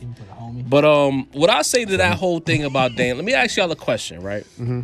We got a bunch of people in the room. We all lived through it, you know what I mean, for the most part. If you, outside of Kanye and even Clue, what is the most successful thing to come out of Rockefeller that's not named Jay-Z? Most successful thing not named Clue or Kanye. Cam was on Rockefeller. There you go. Dipset. Mm-hmm. Yeah. Did Dipset need Jay-Z's marketing? Not at all. No. Not at all, right? They created their own movement. So when Dame says, oh, he didn't, Cam and Dipset came right through Rockefeller and became, at a certain point, the strongest thing on the East Coast, right? Yeah. Outside of G-Unit, it was Dipset. So why do we need Jay-Z to hold up anyone? And you know why Dipset and Cameron was successful? Cam tell the story all the time. We signed and we got to work. Mm-hmm. We put in work. We wasn't waiting for these niggas. We had our own business model, and we put the work in. We had a wave. We was doing the Dipset mixtapes, et cetera, et cetera. We put the work in. We got the Old Boy hit single. That was transitioning to Jewels being the hottest thing in the world at a certain point. They put the work in. Dipset was so hot, niggas wanted a Freaky Zeke album. We never gave a fuck about Zeke as a rapper. Dipset was so hot that at a certain point, Capo went from being a part of the team to be one of the hottest niggas on earth. It all stems back to Dipset and the work ethic. So when you say like, oh, Hov ain't do this and that, what about talking about niggas that work? Like Beanie Siegel's a legend. He didn't need a Jay-Z feature to be a legend. He did that. He put the work in. Clue went platinum. What are we talking about? Kanye, one of the greatest modern artists ever. College Dropout, did it need Jay-Z? No. Ye had the work ethic. Ye work ethic is legendary. Now, to be hold on, I ain't finished. Young Guns went crazy. Did they need a whole single? The niggas who work, they reap the rewards of working. So why we need to lean on other niggas when the whole J-Ho story was what? Nobody wanted to sign us, so we had to work until we got that Def Jam deal. That's been Hov. Hov only respect the niggas who actually work, bro. Who's Hov stood next to who didn't work? Who didn't have the stats to support the work that they put in? How many niggas that who did no type of work got a Jay-Z feature? Good question. So when niggas, Hov is easy to bash, and I'm the Jay-Z fan, so a lot of what I'm saying is gonna get ignored. But the reality is, he only stood next to niggas who put the work in. That's what I'm saying. Freeway, one of the greatest, arguably the greatest non-Jay-Z Rockefeller album. Sorry to the Kanye fans. But Philadelphia Freeway, niggas who heard the album know how good that album actually is. Great album. And Freeway went viral before that was a thing off the Hot 97 freestyles. Then he got the whole feature on the first single. But what we do, we love that song before we even knew Hov was on it. Because because it was Freeway. We already heard that nigga wilding on Hot 90s. This nigga's really good at rapping. Oh, this beat is fire. It's Just Blaze. Oh, yeah. Let's get it. Then this nigga came through the little, was it even a whole 16? Honestly, what we do could have had or not had Hov on it. Like, it would have been crazy regardless. They had Rock the Mic months before. There you go. You know what I'm saying? And then look at another nigga like Petey Crack with Flipside on him. You know what I mean? Like, these niggas did records. They put the work in. For Petey Crack, he had some joints, The niggas who put the work in got the success. Right. Shit, didn't Hov give Releverse? I mean, that's what I was gonna say. The niggas who we didn't think about, he gave them niggas a verse. I was like, because you have to think about all the niggas that kind of didn't make it too. Like we named all the niggas that did make it. You know, there was like the Christian nigga, there was Rel. Yeah. Do you want to hear Christian? I don't. I'm just saying. Like I don't know if they didn't How work much hard. verses Bleak got, Deanie? A lot. And Bleak worked, but did it matter? Bleak Three albums, I think, Bleak right? and Beans got Jay-Z songs on their album, bro. What are we doing, bro? Nuts. We all lived through it, son. Yeah. Like, why are we on these podcasts just saying anything? Just sell your 33.3%. Give niggas the Rockefeller chain and move on, bro. That's it. Clean that. It's chain jilted first. loving. I can't take nothing Dame says seriously anymore, bro. I mean, it just sometimes it works. I've been Dame there, had the so- work ethic. Look where he at. You know what I'm saying? Sometimes it just Dame talked himself out of mad rooms. We never talk about that. a lot of rooms. Dame talked himself out of rooms. and people don't forget. It's on camera. So when you like disrespect a nigga and 10 years later he's in a situation to make a deal on your deal and he says no, fuck you. Now you 'cause way saying the talk wrong to me- thing. I'm gonna say it. We might have to censor. You disrespecting white people in a corporate setting. You think they're not gonna get their get back? Yeah. Yeah. What are we doing here? Even the brothers. He look at like Kevin Childs, Lyles. All these niggas have become. Steve you know what I'm Stout. saying? All these people have become. Steve Stout somebodies. like tap dancing on that grade Like, too. Steve There Stout you go. was a To champ. this day. To this day. So people don't forget, man. So you gotta move with the righteousness, B. He did it.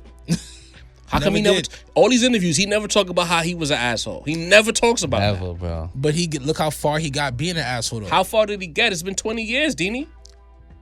How far did he Rockefeller- got at the time? What has he marketed since then successfully? Outside of Jay-Z has been quiet. I know This new quite a American- lot new about network that shit ain't motor really doing oil much. thing. And outside of talking about Jay-Z, And I'm a lot sure of shit he ain't has doing successful much. ventures we don't know about, right? But on a music level, what has he done? What happened with Beans on Dash Music Group?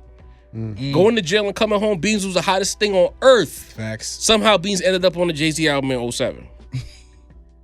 We lived it. I don't be liking when niggas try to change history. Everybody who went we to lived that it. crew Nothing. And it's Somehow like, he ended up on joints, too. ignorant shit after. Somehow he ended up on ignorant shit after he was mad at Jay for not backing him in that court situation. Right? And if he got that feature with them and he got a little check for it, right? Yeah. Oh, okay. Cash. All right. Cool. Anyway. Hey, let's get to the mailbag. You know what I mean? I'm gonna be the whole fan. I don't care. When Jay-Z do bullshit, I pan Hov. I don't have no issues like bashing Jigga. But when it be stupid shit like this, it's like, yo, bro, just say you don't like the nigga because he won and you didn't. That's it. Energy. I'm subscribed to the American News Network. You know what I'm saying? You're a good guy, bro. Yeah. That's what's up, man. Well, we got a couple Apparently, of I'm the only mailbag one, entries to get to here. This is from episode 108. We have, I want to make sure I get this name right, Ilya Morochunchai. The fuck? I'll pay attention. It's Kendrick who ducked the smoke, not Cole. This is for you, Sin, by the way. Cole dropped something that had better raps than both of them. Then Dot sends SB to talk about, sends us up to talk about Cole and possibly threatening to make him pull out of the beef. He's talking about Schoolboy Q. And do he did, that's crazy. Because he want to be a great rapper and not a mudslinger. This is the strangest thing, but the whole gist of it is this is the strangest comment I've ever read. But, is this person referring to 7 Minute Drill? Yeah. Yes. He's saying that Kendrick wildin'. ducked the smoke. Song was ass. That Damn. Nah, this is what it is. I shit thought was J. mid, Cole bro. was better. That song was ass. That's one of the weakest diss tracks I've ever heard in my life, Yeah, man. it's He pretty did bad. like he you could tell he did not mean a single word that he was And then spitting the on that shit. rescinding Like, of it made it even more ass. Keep so, doing your job. yeah, no, that he would that's not smoke. That's like, I don't know. It's Vape. vape. It's vape. It's hookah smoke. That shit is shower steam. That nigga. shit Shower is steam. It's vapor. All right, we got Niggas is another ducking one nothing, here man. Fuck from Milio SX. Remember, we had the debate at the top of episode 108. Who's better, Cole or Kendrick? This person is responding to that. 38 likes on this comment as well.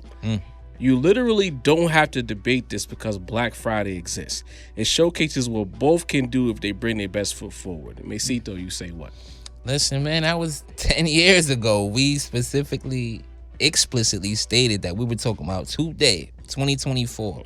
You know what I mean? So saying what happened 10 years ago when J. Cole is specifically a rapper who all of us have getting credit for getting way better in the last few, 3-4 years or so. You know what I mean? That's the argument that, Jay-Z lost to Eminem on Renegade. Who cares?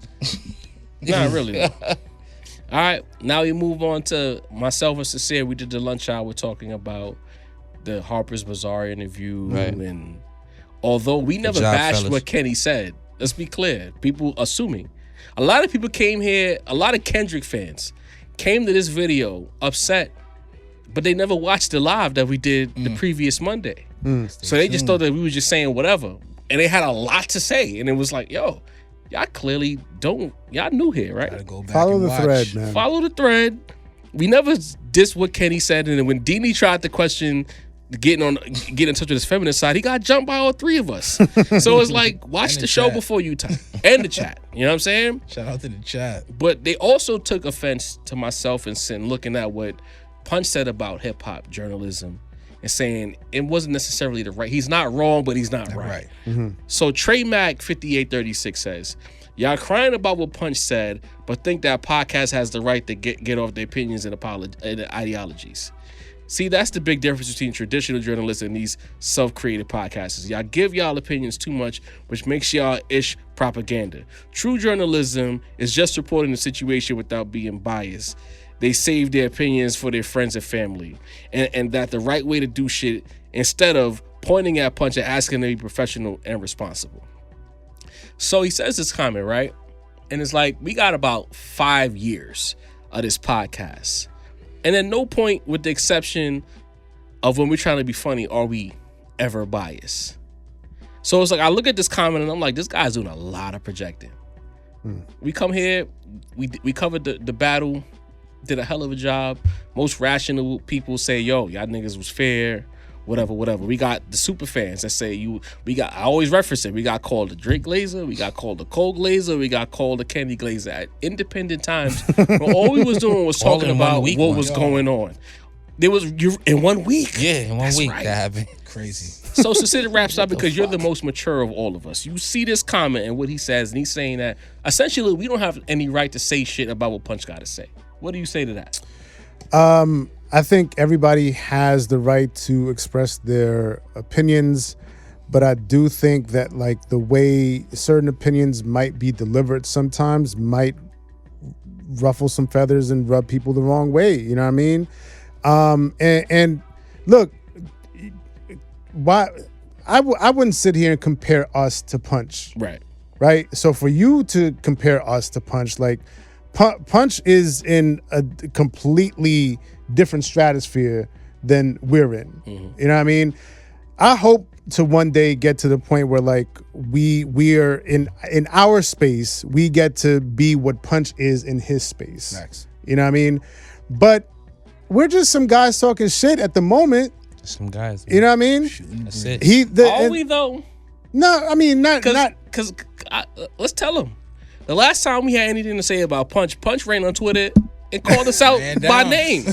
So obviously the niggas with podcasts who are not journalists, even though I'm actually a sanctioned journalist. Surprise, dickhead. Hey. You know what I'm saying? You know what I mean? The nigga watched our show and then added us on Twitter immediately after watching it. So obviously what the niggas on YouTube are saying got some kind of weight to it, no? Mm-hmm. Yeah. It means that's something. A fact. If those people are coming off their stratosphere to come chop it up, you know, that means something. This is the Wild Wild West. We all, in some form or fashion, we are all on the same playing field. Yeah. And the thing is, but Punch's words ultimately hold a little bit more weight. Of course. You know what I mean? A lot more weight. You know what I mean? And the way he approached the conversation was a little bit divisive. You know what I mean? And so we're entitled to say that. You know what I mean? And just call it what it is. And that's what we did. We didn't even fry a coach. We just said the coach. Shout out to coach. You talking about me right now. We didn't even fry Punch. We said, yo, you can say that, but it's problematic to say certain shit out loud about our culture. The bigger argument is it's black culture. Hip-hop is still black as fuck. So when you say that hip-hop journalism is kind of trash, or for the most part trash, you're talking about a lot of, whether you specifically mean 5 niggas, when you say hip-hop, most of hip-hop, we all kind of roped into that shit. That's crazy. So you got to put a name on it. That's what I'm saying. At that point, you got to put names on it. You got to put a name on it because niggas on the outside looking at it and feel like, oh, if Punch is saying hip-hop journalism is trash, then why should I talk to these niggas? Right. And we've heard niggas who are at the highest level of this media shit in hip-hop say that niggas don't want to talk to them for whatever reason. So obviously, these kind of thoughts resonate. If Punch go on and say, you know what? Yo, Academics and Adam 22 and a few other niggas, Elliot being old as fuck but doing childish shit is problematic, then we can have a real conversation about these platforms and how they help and hurt the culture. But when you say most of hip hop is trash, that's like countless people. And then the day after the Harper's Bazaar interview drops, that looks crazy to me. I'm sorry. It does. It does. It does, man. And all we're saying, like, there could have been a more constructive somebody that has somebody at his level, you know what I mean, and that whose opinions and words hold so much weight. There could have been a better way to approach that conversation than to just make this blanket statement that hip-hop journalism is trash. And last but not least, we always try to leave on a positive. Yes, sir. Mark Oliver says, yo, this was a real hip-hop interview. It talked about the music and the beats and the rhymes and what hip-hop interview should be, ironically. You know what I mean? Shout out to Mark Oliver. He's talking about, I would sit down with Darren J at Rome Streets, where we had a very quality conversation over an hour and some change about the music, the culture, the business a little bit. You know what I mean? So again, hip-hop media ain't trash. It's just certain platforms that get the light might be a little problematic to the overall space. Henceforth, put a name on it. Didn't the ballot? We are in Lower Manhattan. Yeah. Oh, shit. Wait a second. I'm about to skip my lawn. Wait a second. About to drive by my lawn. What happened? That last segment felt kind of lawnish. I ain't gonna lie. You know what I mean? We are somewhere in Lower Manhattan. Yeah. You know, the summer weather circled back out of nowhere. So the roses are blooming once again. Nice. And we got a vagrant trying to mash out them roses. And we need for the third time. For the third time, bro. What? And we need them. He's coming on my lawn, bro. Get off Sincere's lawn. Listen, man, I'm gonna make this short and sweet because we got some other stuff to get to. Tommy Richmond, man, once again on my lawn. How have you managed to get on my lawn for a third time? I don't know. There it goes. So what do you do now? And this is the second time he's on the lawn back to back. Again. This is the first time in history? Back to back lawns. I think never had a three-peat. Maybe there's been doubles, but never a three-peat. Sin must like that record. If you if you recall, last time I was a little conflicted about having him on my lawn because in essence I kind of agree with what he had said, but then the way that he approached it, I didn't really fuck with it, right? If you just to rewind, he had made a statement on Twitter, you know what I mean, that he basically made drew this line in the sand and said, I'm not hip hop. I'm not a hip hop When nobody asked him. You know what I mean? When nobody asked, I don't know where that tweet came from. No black what was that a reaction to? I don't know, right? But he decided to draw this line in the sand. And it rubbed a lot of people the wrong way, me being one of them. My feeling was basically you're an artist that has been benefiting from being hip-hop adjacent, or at least like being played on hip-hop radio stations, and all of a sudden you come out with the Heisman pose like nah, leave that hip-hop shit over there. I'm not hip-hop, you know what I mean? Now it's a fact he's not a hip-hop artist, but just the way he approached it, I was like, I don't like how this feels, right? And then some people were saying, Jarv being one of them, was saying, maybe we're being a little oversensitive, you know what I mean? Maybe we're being angry old heads. But to me, again, like I sense shit in the force, you know what I mean? Like I feel shit coming before. I was on your side. I fried him. I said, why are we even calling this shit hip hop? No, I understand that, but your point was, why are we mad at him for saying that he's not hip hop when he's not hip hop? Okay. So that was your point, right? And to me, it was like just the way he approached that statement, I was like, I don't know, it feels a little like, diminishing, right? And lo and behold, not too long after that, it comes out that after he made that I'm not hip hop statement, he submitted $1 Million Baby for a rap Grammy. And I'm like, if this ain't a motherfucking some bullshit, and I was like, see. And I was listening to Jarv. I was like, yeah, maybe I was being a little too harsh. Yeah, this is kind of your fault. All right. Because I was listening to Jarv during that conversation. I was like, nah, maybe Jarv has a point. Maybe I'm being too harsh. All right, I'm a lay off a little bit. And then, like, I don't know, it was like 48 hours later after the fucking episode dropped. This motherfucker goes and submits $1 Million Baby for a rap Grammy. Where's the rap in that song? Sin couldn't wait to get back to the lawn. Where's the fucking rap in that song? Somebody tell me. Point the rap out. Got a little funk. That's about it. It got a little funk. It doesn't make it rap. And so for me, again, I've seen this movie so many times. Even a category? I've seen this movie so many times, bro. So many times. I see the bullshit coming before the shit happens. You know what I mean? I saw this coming a mile away. These motherfuckers don't give a fuck about culture, but they'll fucking suck all of the culture up. Pause. They'll suck it all up. Nervous. You know what I mean? To benefit as much as they can from it, but then want to fucking do the Heisman and say, no, I'm not quite that, but give me the award for it. Get the fuck out of here, bro. Damn. Tommy Richmond, don't come on my fucking lawn a fourth fucking time, bro. Get the fuck off my lawn. Stay off my shit. I don't got nothing to add to that. Fuck, man. Damn. Yeah, we got a couple of guests pulling in. Yeah. We're going to let Sin cool off. Dini the Balance, take us home.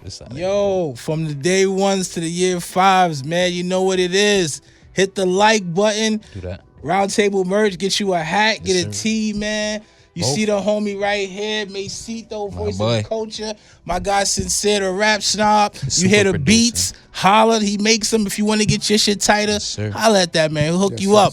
The hardest working man in show business, my guy Jarvie, keeping the motherfucking plays tight. Alley-oops righteous.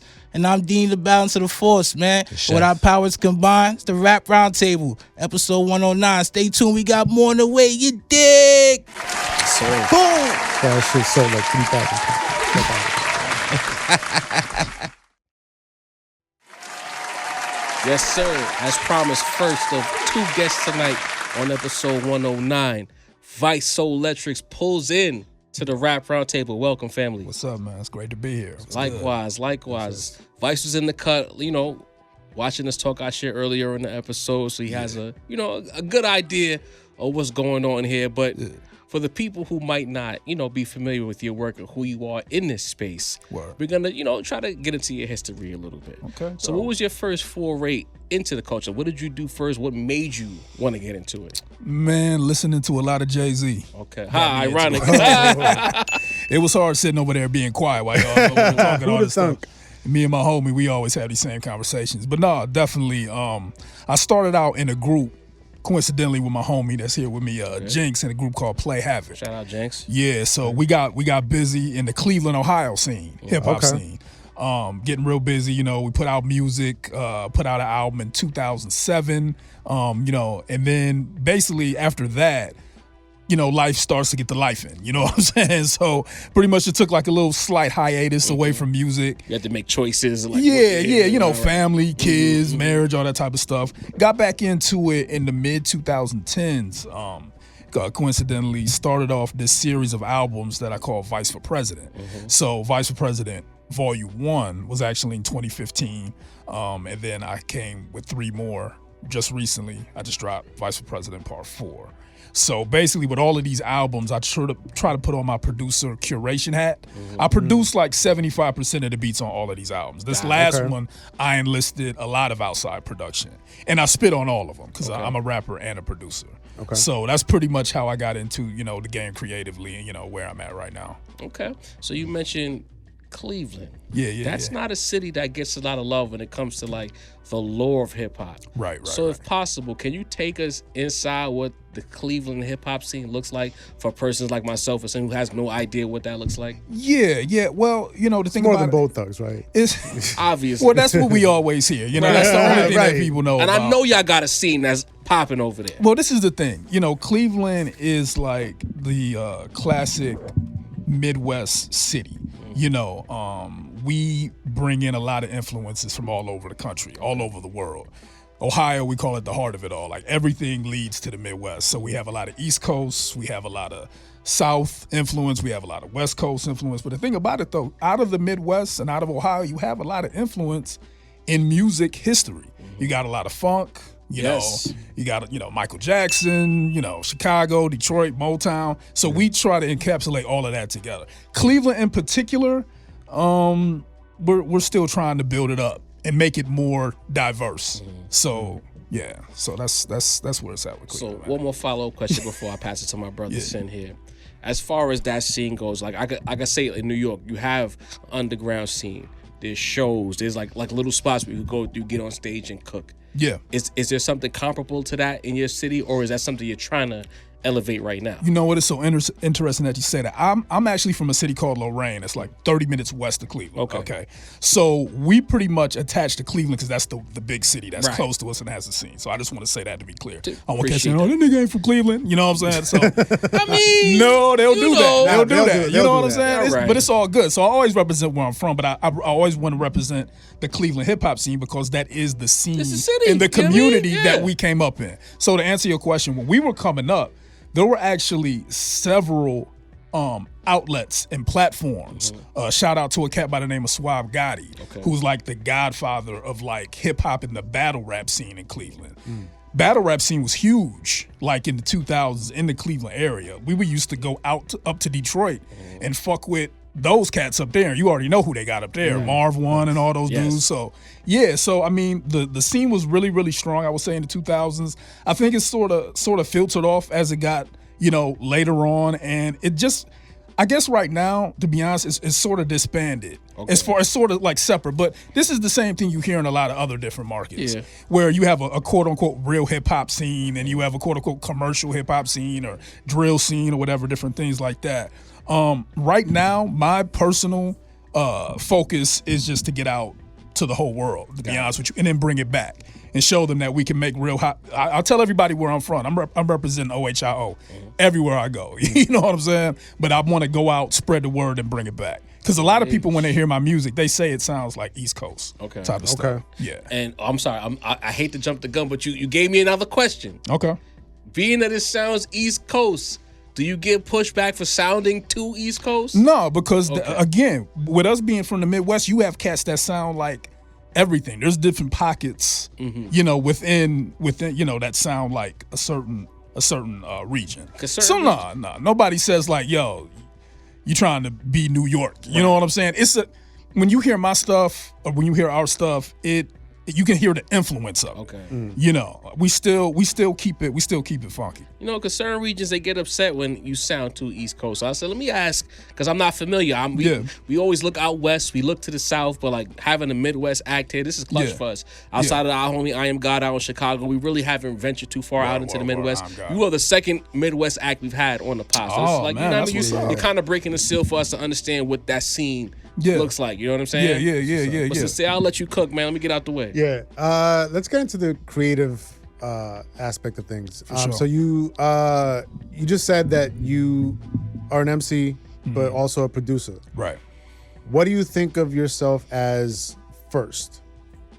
You rapper first, beat maker first, or producer I would first? say a rapper first. Okay. I would say a rapper first. Why? Because I did rap first. The only reason why I started making beats, because nobody can make the type of shit that I like. Boom. And nobody had the machine that it took. So I saved up, got the correct machine, got the correct shit. What you got? I use an MPC. I use all MPC shit. Okay. The very first beat Classic. machine I got was like a keyboard. Okay. And then I got something called an Electribe ES1. I don't know if you remember these little things they used to light it. This is like an old drum machine sequencer. Okay. Then I got the MPC. And then that's when I really got busy.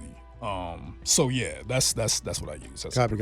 Yeah. Your series has 4 projects in it? Yeah. Okay. When you approach making those projects, how do you approach them? Do you approach them from a writer standpoint first? Like, do you write rhymes first and then build the beats around them? Or do you build a beat first and then start writing? I pick beats first. Very rarely do I have a concept and then find a beat for it. I pretty much scout the beats first. And like I said, with the first 3, I made the majority of the beats. So I would just like comb through the stuff that I made that I really, really felt that I could get some concepts for. And then I would build around them. And then I would also finish the project with the features, whatever features I would bring in. Okay. And the features would only be somebody where it would nag me so bad, like, look, this guy has to be on here. And it would obviously have to be somebody that I could actually get to. Yeah. So, and on all of the projects, I have a couple pretty dope features that I'm proud of, and they were able to help push the projects, along. Dope. Vice, listen, man. I know I'm off camera. We got to chop it up. You move past Vice for president a little too fast for me. For folks that don't know, the brother has a ton of great music out there. But in this 2024 era, people kind of, for better or worse, look, what other than the music do they bring? What type of, how can they grab my attention? Those excellent Vice for President skits. First of all, we know this. The producers. He said that there's no you don't have to pay for no samples. All right, if Vice becomes president, that's number one. All right, yeah. But it's on the platform. You know what I mean? Just the being able to bring viewers in with skits. We see the merch right now. The Vice hat is fire. Good luck. Speak to us about, we just had a large conversation about marketing. Yeah. Speak to it about being, an independent artist, being an artist from a region that doesn't get as much notoriety. How do you find ways to market yourself in 2024? Well, yeah, you know what? I'm glad you brought up that question. The label and the crew that I'm with is called United Grind, and so definitely go there and you'll see it's like the basis and the foundation of what I do. I'm a co-founder. Jinx is a co-founder, and as far as the marketing, we spend more time on marketing than music. Like, we spend a lot of time on music, but then when it's done, before we even think about releasing anything, we come with a whole game plan as far as content, as far as timing, at which when we want to release stuff, we try to think of something that's creative, like the skits. That was something that we just sort of thought of. We're going to develop more, but we don't want to swamp people with that. We want to sort of mix it up. Marketing is super key. I mean, and the thing about it is marketing right now is what really is going to make or break you as an artist that's at our level, an independent artist. Like, if you have the right marketing, if you come with the right idea, you can just be out of here just off doing something that's viral. So it's sort of like something that we concentrate on more because, this game is competitive and we know the people we competing with maybe aren't even thinking about that. So we want to stay one step ahead by coming up with creative ways to, to present the music and sell what we're trying to do. Because we know it's always more than about music. That's a great question, Mace. That's a hell of a question. Dope question, definitely. You mentioned earlier, that in your process, you had to take a step back at a certain point. Yeah.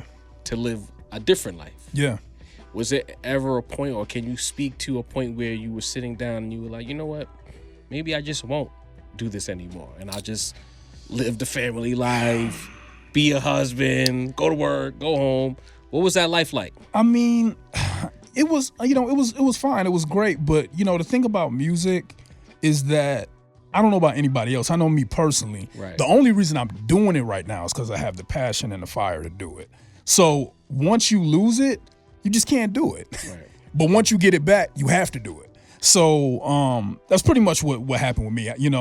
Like you said, I had kids, got married. Things were just like, look, you have a family to take care of at this point, so you just got to do what you got to do. Music sort of has to take a back seat. And then some things happened in my life. I lost a couple people in my life, and so when that happened, I was like, look, there ain't no time to waste. If you're gonna do it, do it. Right. And then I came with the whole concept of like, what can I talk about? Because I think a lot of rappers don't think about that. Like, what is your message that's different? And so the whole political thing of Vice for President, which Jinx actually came up with that moniker a long time ago. He said, if you ever start doing albums, you got to do Vice for President. Okay, it makes sense. Shouts to Jinx. And so, again. And so, right. And so, like, the music that I come with and the concepts that I come with, some of it is political, but it's not overly political. But a lot of it is just straight up hip hop. Okay. You know what I'm saying? And go ahead, sir. Nah, I was gonna say it's not always easy to balance, a real life, a family life, with your artistic endeavors. Right. How do you go about balancing that? You heard that, right? The deep sigh. It's like this. Shout out to my wife. She puts up with it. But what I did, I made a conscious effort when I got back into it to make it make sense on all levels. Yeah. If I'm going to spend time doing it, I'm going to do it the right way. The business is going to be the correct way. If you're going to do it, make sure you're going to promote it and market it so that it gets to people. Don't just do it. Like, if you want to do it for fun, do it for fun. Right. But don't spend as much time and money doing it. Just go do it whenever you have the time to do it. Yeah.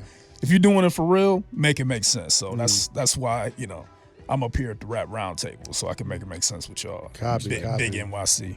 Yo. Yes. Deanie. Salute to you, Vice. Salute, bro. So, a lot of times in this rap shit, we get into it because, young, love the energy from it, money.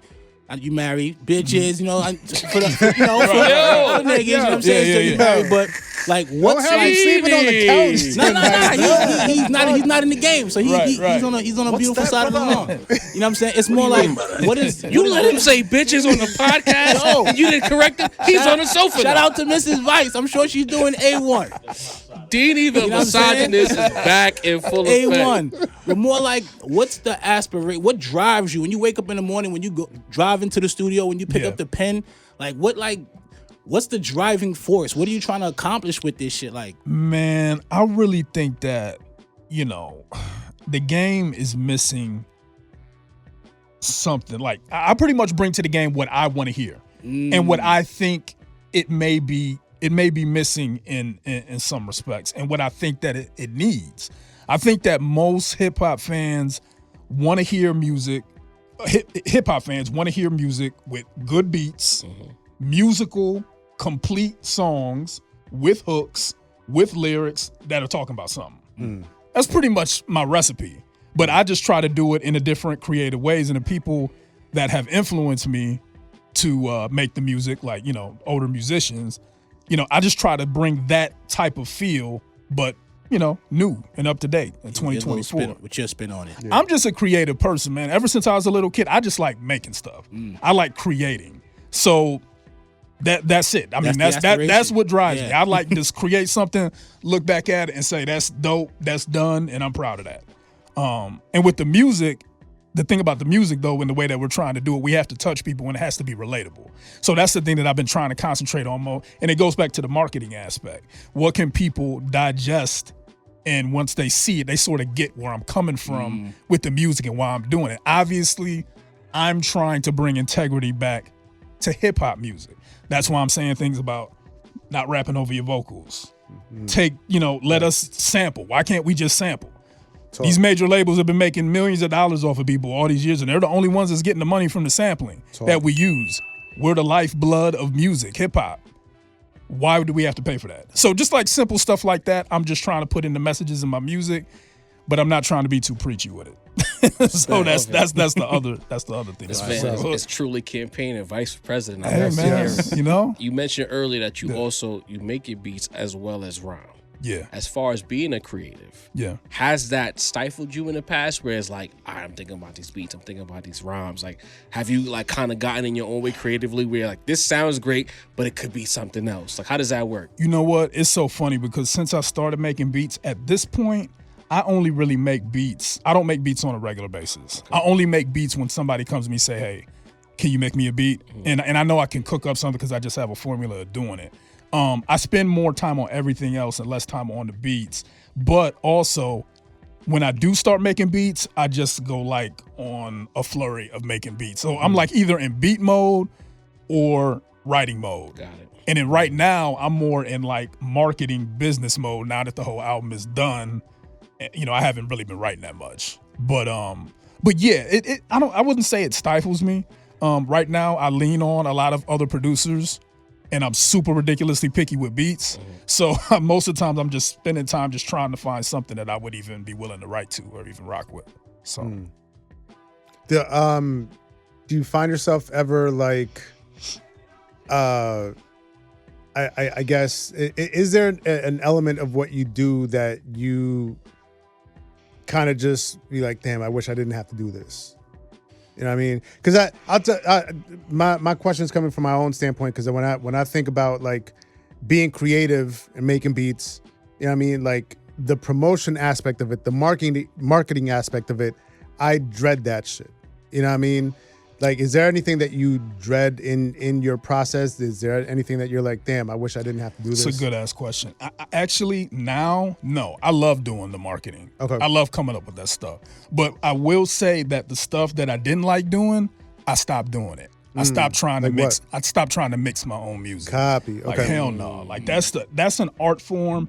That's beyond the art form. That's a science within itself. It's a science and an art form. Once I finally gave up trying to do that, like I know some of the basics of it where I can mix something to the point where it's listenable for me. Yeah. But like the sound quality aspect was something that we all just had to sort of learn growing up and maturing, that you got to get your shit sounding correct. Right. But I don't even want to learn how to do it like the greats do it. It's just too much. So that's something. I would say that would be the main thing. It's just like the mixing aspect. I like creating and then sending it off to the engineers so they can do their thing. But I love that you were honest with yourself about that and said, you know what? Because a lot of people won't be honest with themselves. A lot of people will be like, yo, I don't want to pay for the engineer. I don't want to pay for the mastering and the mixing. You know what I mean? I'm going to do it myself as best as I can and then put it out there, and then you get lackluster product. Yeah. So the fact that you were able to like be honest with yourself and be like, you know what? I'm not doing it to the best of my as good as it can be done. Let me let the professional handle that. You gotta know what the best product out there. You gotta know what to outsource. Yeah. Like you can't do everything. I know a lot of independent artists like doing as much as possible, and I do a lot. Yeah. You know, as like I said, with United Grind, we do all of our own graphic design. We do all of our own videography. Jinx is a ridiculous videographer, so shouts to him.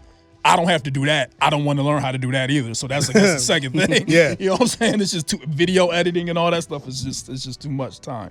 But yeah. As a shit. You know?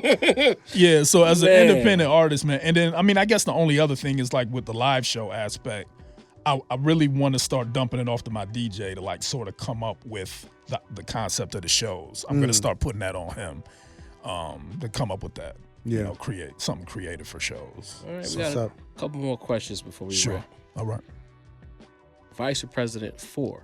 Yeah. Is that the one that's currently out right now? Yeah. If I'm new to you, and it's going to be our audience, it's going to be a lot of people who are discovering you for the first time. All right, bet. How would you explain what the listening experience would be for a new listener approaching your music?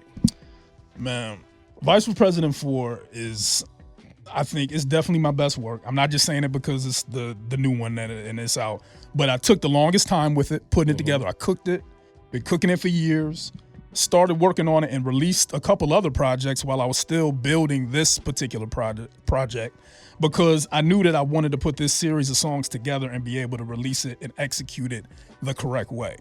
And with having so many different dope features on it, you know, the thing about features is cool to have them and producers cool to have them, but then you're working around schedules, you're working around this, that, and third as far as like being able to get stuff done, completed, wrapped up. But yeah, it's a hip hop experience, man. I touch on a lot of different aspects, a lot of different topics. I guess it's sort of boom bappy, so to speak. You'll like that, cloth certified. Yeah. So I mean, as far as the cats I got on it, like the producers I have on, I got Pete Rock. He did the lead single. Talk. Nice. I got J.R. Swift's. So if you're down with Griselda, you know you familiar with it. And on that joint, on that particular joint, I got R.J. Payne. And my homie Big June from the Game Changers out of Detroit. They're part of United Grind. That's the pain. Who else? We got Knots on there. Ooh. We got Apollo Brown on there. This man is hiding in plain sight, y'all. I'm going to tell you that right now. I actually produced one joint on there because I'm picky about my own beats. That joint, we got Elzai on there. If you're familiar with DJ Flash from the Justice League, super dope producer. Okay. He made the joint. He made 2 joints on there, $1 Million Question, and he also made Mr. 360, which is a joint that I got with V. Mussolini. It's a lot of heavyweights on this project. Yeah, no, but see, this is the thing about it. This is the thing. The reason why I'm like listing off everybody, because I want everybody to obviously know who's on it. But when some people hear that, they're like, well, shit, like, what is this an album? Like, or is this a goddamn compilation? But when you listen to the album, I promise it's gonna flow. If it's presidential, it gotta be heavyweights though. Come on now. Yeah. Names, No, it's gonna it flows. And like I said, when I pick features, I didn't pick, you know, RJ and Mussolini and Elzai just to be on these joints just because I wanted them. The beats, I could hear them. And like it would not leave me alone until I could at least see if they would be down to get on the joints. Perfect. They got on them. They did their thing. You know, we got videos for the Elzai joint. We got a video for the Mussolini joint. That's about to be coming out. I think I just let the cat out of the bag, but that will be coming out soon.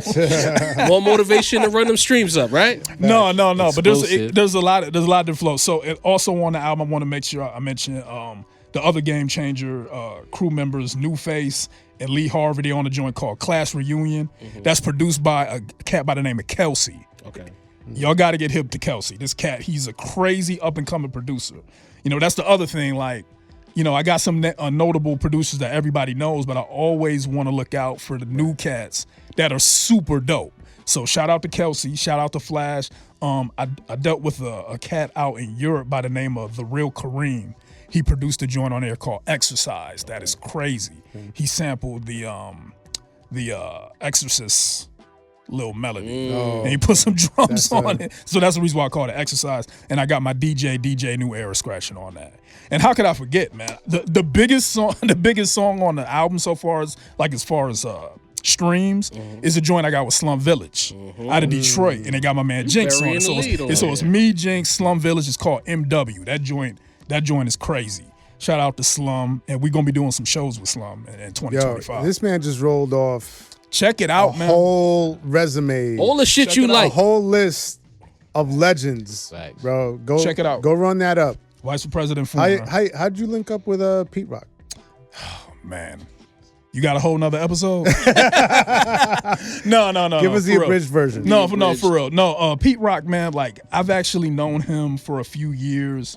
Again, like I said, we do graphic design, so I actually met him in that capacity. Okay. This dude hit me up out of nowhere. He got my number from a friend, hit me up out of nowhere. Was like, yo, he just started texting me, yo, I need a cover, blah, blah, blah. If you guys are familiar with the 80 Blocks from Tiffany album he has. Yes, of course. Yes. If you remember the cover, the cartoon cover. Oh, I did that cover. Yeah, so I did that cover. So, really? Good look. So I did that cover. That's one of the flyest covers I've seen in years, bro. Man, I try to put my foot in it for him. You know what I'm saying? And he really liked it. So anyway, so he had me do another cover for him, and he was like, "Yo, let's work it out." I said, "Man, just give me a beat." He's like, "For real?" I'm like, "Yeah, just give me a beat." I didn't think he was gonna do this shit. This is fucking Pete Rock. You know what I'm saying? Right. But nah, he gave me the beat. I wrote the song in my kitchen in like an hour. As soon as he sent the beat over, I'm just walking around. I wrote the whole song, and then about 2-3 years later, we released it. Well, it's only old to you. You know what I'm saying? Right. No, but I love it, man. I actually was able, when we finalized the song, I was actually able to come out here, get with him, his engineer Jamie, go to their studio. He produced it, we mixed it, we finished it. So shout out to Pete Rock, man. He's a super legend, super cool cat. That's like, bucket list shit to be able to work with Pete. Yeah. Check that out, Vice for President, man. That's a single. What's good? The most important part of this whole equation. What's up? Where can our viewers find you on the socials and on the DSPs? Definitely. 2 ways you can find me. Everywhere. Vice Soulectric, that's VICE SOULETRIC. On Instagram, on everything, or United Grind, if that's easy for you to remember. One of those 2 ways, you're going to find me. Tap in with this man. Yeah. He's connected. He's not just some guy we found on the street. Because y'all know y'all like the front on artists. Y'all love the cloth, but y'all don't get an underground the love it deserves. Tap in with this man. Yeah. The music is fire. The overall aesthetic is fire. Real quick, where can they get your merch before we wrap up? Man, I have not released the merch yet. Okay. But when it goes, and everybody's going to know that follows me, it's going to be available on both United Grind as well as viceforpresident.com. So we're gonna get that going. I'm trying to like roll out everything. I'm trying to get people concentrated on the music, and then we're gonna hit them with the merch. Waves essentially. Right. Vice Soulectric. Stretch it out, yo. At the Rap Roundtable, we appreciate this man coming on. Tap in, run those streams up, follow him on the socials. You will not be disappointed. For sure. Yes, sir.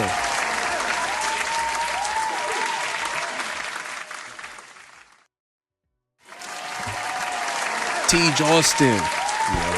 Part of the Social Misfit family, connected with the Rap Roundtable, finally makes it Appreciate you to the table itself. No table no more, but the table still exists. I'm a little disappointed that I didn't get to sit at it. Nah, you don't need to be disappointed. You got the good setup. You know when your parents got company and shit and they move shit around, you know what I mean? Hey, Def, you ain't get to sit here. That's my man. That's my man. Shout out to Def, but it's basketball season. He's a Knicks fan, so he's an Eagle fan in football, so we kind of. Def is my op right now. I'm not gonna you know what I mean? Shit, it is what it is. I love you, Def, but during football and basketball season, you know what time it is. Ops. But anyway, it's about the homie Teeg pulling in, came through with the homies deep in the cut. You know what I'm saying? Wearing Laker colors. You know where you was coming. Yo, what's up? Is Lakers gang? Are you a Laker fan or is it just a fit? Hold on. Before I answer that question, I am from the Bronx. Okay. Yes. I'm a Lakers fan, though. Talk heavy. This is the first time in Roundtable history there's a fellow Laker fan next to me as a guest. It's usually Knicks fans, a Net fan, or not a sports fan at all. So to see this, because I'm about to back out the Laker hoodies real soon. Hey. Teeg, you welcome here whenever you want. Listen. Whenever you want. You know what I Wait, mean? you from the Bronx? Yes, sir. How you felt about what Dini was saying earlier? Word. We could talk after. Y'all gonna talk after this. All right. We're gonna chop it up. Queensbridge Dini over here. I just don't like that he started with us. He could have started with any other borough. That's his problem. This nigga be trying to be political. People in the Staten Bronx. Island was right there, bro. Word. Nah, everywhere, everywhere you This name. nigga moved to Queens and started acting different. I don't know, man. I'm a low-key Mets fan now, too. Facts. Nah, Nigga hitting me, yo, I'm at City Field. crazy. Like, what's going on? The tickets are I'm cheap. about to say them tickets $12. That's why. Like the Nets and the Knicks. Wow. Them tickets $14. That's why you at that game. I don't do my best. My best. I know what's going on. Man, Teeg Austin, Bronx representative, pulling in, bro. Man. So let's start from the beginning with you. Like, as far as being an artist, Right. who or what inspired you to rhyme? I don't want to steal Vice answer, but Jay-Z Okay. Oh, inspired me. 2 for 2. Careful now. For You know, Hov. people on the answer that don't like Jay-Z. I don't care what they like. Nah, for real. But it was like, for me, it was like Jay-Z, Mace. It was them. You know why? Because when I was little, I was scared of the dudes in front of the store. Okay. I'm talking about little, Yeah, we I already ain't know. like them. I thought they looked dusty. I thought they ain't have no life. Why y'all here all day? Did they smell dusty? I didn't we like was just them. talking about smelling And you dusty. ain't get it either. Like, I didn't understand it. But dudes like Jay-Z and Mace, they was fly. They had the girls.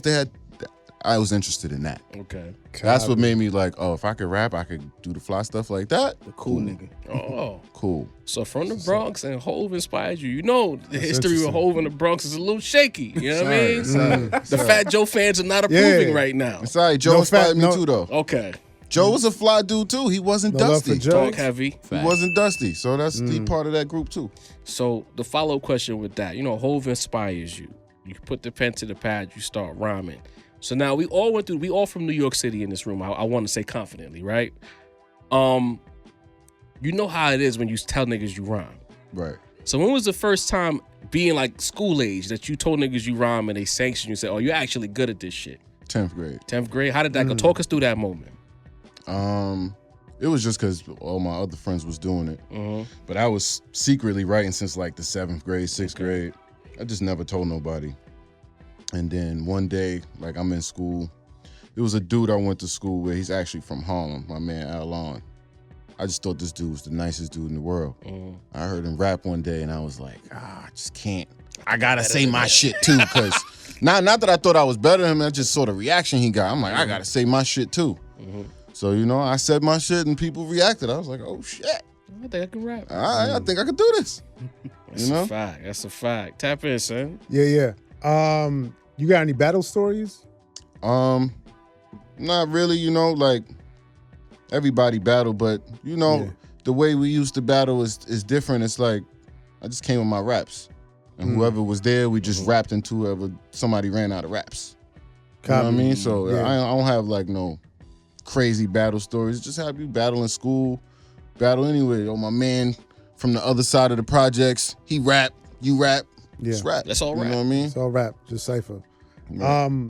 What does your creative process look like? You know what I mean? Like, what gets you in the? Is there anything in particular that gets you in the writing mode, or you just? Yeah, it's gonna sound funny. Go ahead. Me and my homie, we watched animal videos. What? We watched like, break that down. Listen, we watched like lions killing gazelles and shit like that, man. Safari shit. Like National Geographic type shit? That's the shit that we put on. You know, he making the beat, I'm writing. That's the shit we put on the TV, no sound. Okay. That's primal That's the shit. shit that's playing. Yeah. Kill or be killed type shit. Fucking water buffaloes going at it or some shit. No, you dead ass? It sounds I'm not even like a guessing. fun skit. Just two wild bears. Just Oh, like, man, that's guessing, fucking man. fire, though. No funny. Now we know why he got the Lakers jacket. That's the Mamba mentality, That's bro. a What are fact. you talking about? That's a fact. Shit like that. Snakes, all that shit. I'm that's watching it. crazy. Nah, that's the funniest shit ever said on this podcast, bro. That's hilarious. I mean, it's hilarious and it's dope too. Because I be watching the nature shows too on Netflix and shit. Right. Yeah. I just be feeling like, you know, With the I'm, British nigga commentating. Yeah, man. I feel like His I'm a voice is perfect. competitor, man. That's what that David shit like Attenborough. that get me excited. Like them niggas is killing. That's what I'm Yeah. trying to do when I'm writing. I'm trying to kill. Good. Okay. Take a Well, that motherfucker's head off. That makes sense because I look at the Misfit team and the niggas you around, and I'm like, it's different flavors over here. Pause for if applicable. I'm just gonna hit the drop. You know what I mean? Because niggas. Nah, you was right. You know what I'm saying? You was Pause. right. Pause that. Mm-hmm. How do you like? How do being around those artists, the Defs, the Romes, to name a couple, that keeps you sharp? It's all different because they all, you know, it's something different for all of them. Like. Like, to me, Def is Michael Jackson. You ever seen Def perform? It's That's amazing. how we met Def. Before I even knew Def was affiliated. It's one of the most amazing things. Yo, we toured in Europe. We went to Georgia, the country. Def is rapping. Somebody's head caught on fire. Oh, shit. Nah. Like, that's not fake. Dead ass? That's Like real real. flames? Michael Dude Jackson bopping type his head. shit? It's a dude behind him smoking. Oh. He got long hair, too. Whole head went up. He didn't even care. He kept bopping. They smacking his head out. He didn't even care. I said, oh my European God, niggas this is nigga different. Def is amazing. Rest Yes. in peace, Mike Jack. Crazy. Pepsi Like, you know, commercial. and then Feel me? Rome is like, he dropped a lot of wisdom, you know what I mean? Like, just in conversation. Yeah. Yeah, Facts. for sure. So that's being around him, it always helps me because he gonna say some shit. And I get to take note. I told him last time I seen him, when you done rapping, become a life coach. I think that's he your always next got- calling. You know He what I mean? always got some knowledge for you, and that, you know what I mean? And like, Bang, she's just amazing. Salute.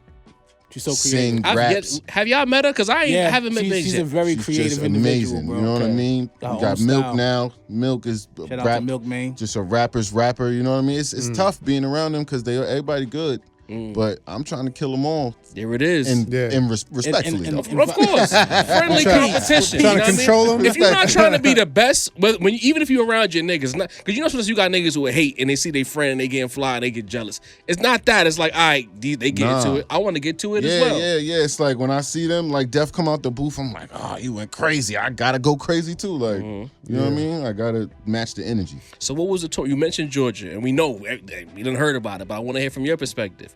What was it like going from country to country, touring, seeing things you probably never seen before? How did you experience that firsthand? It was different. It was different.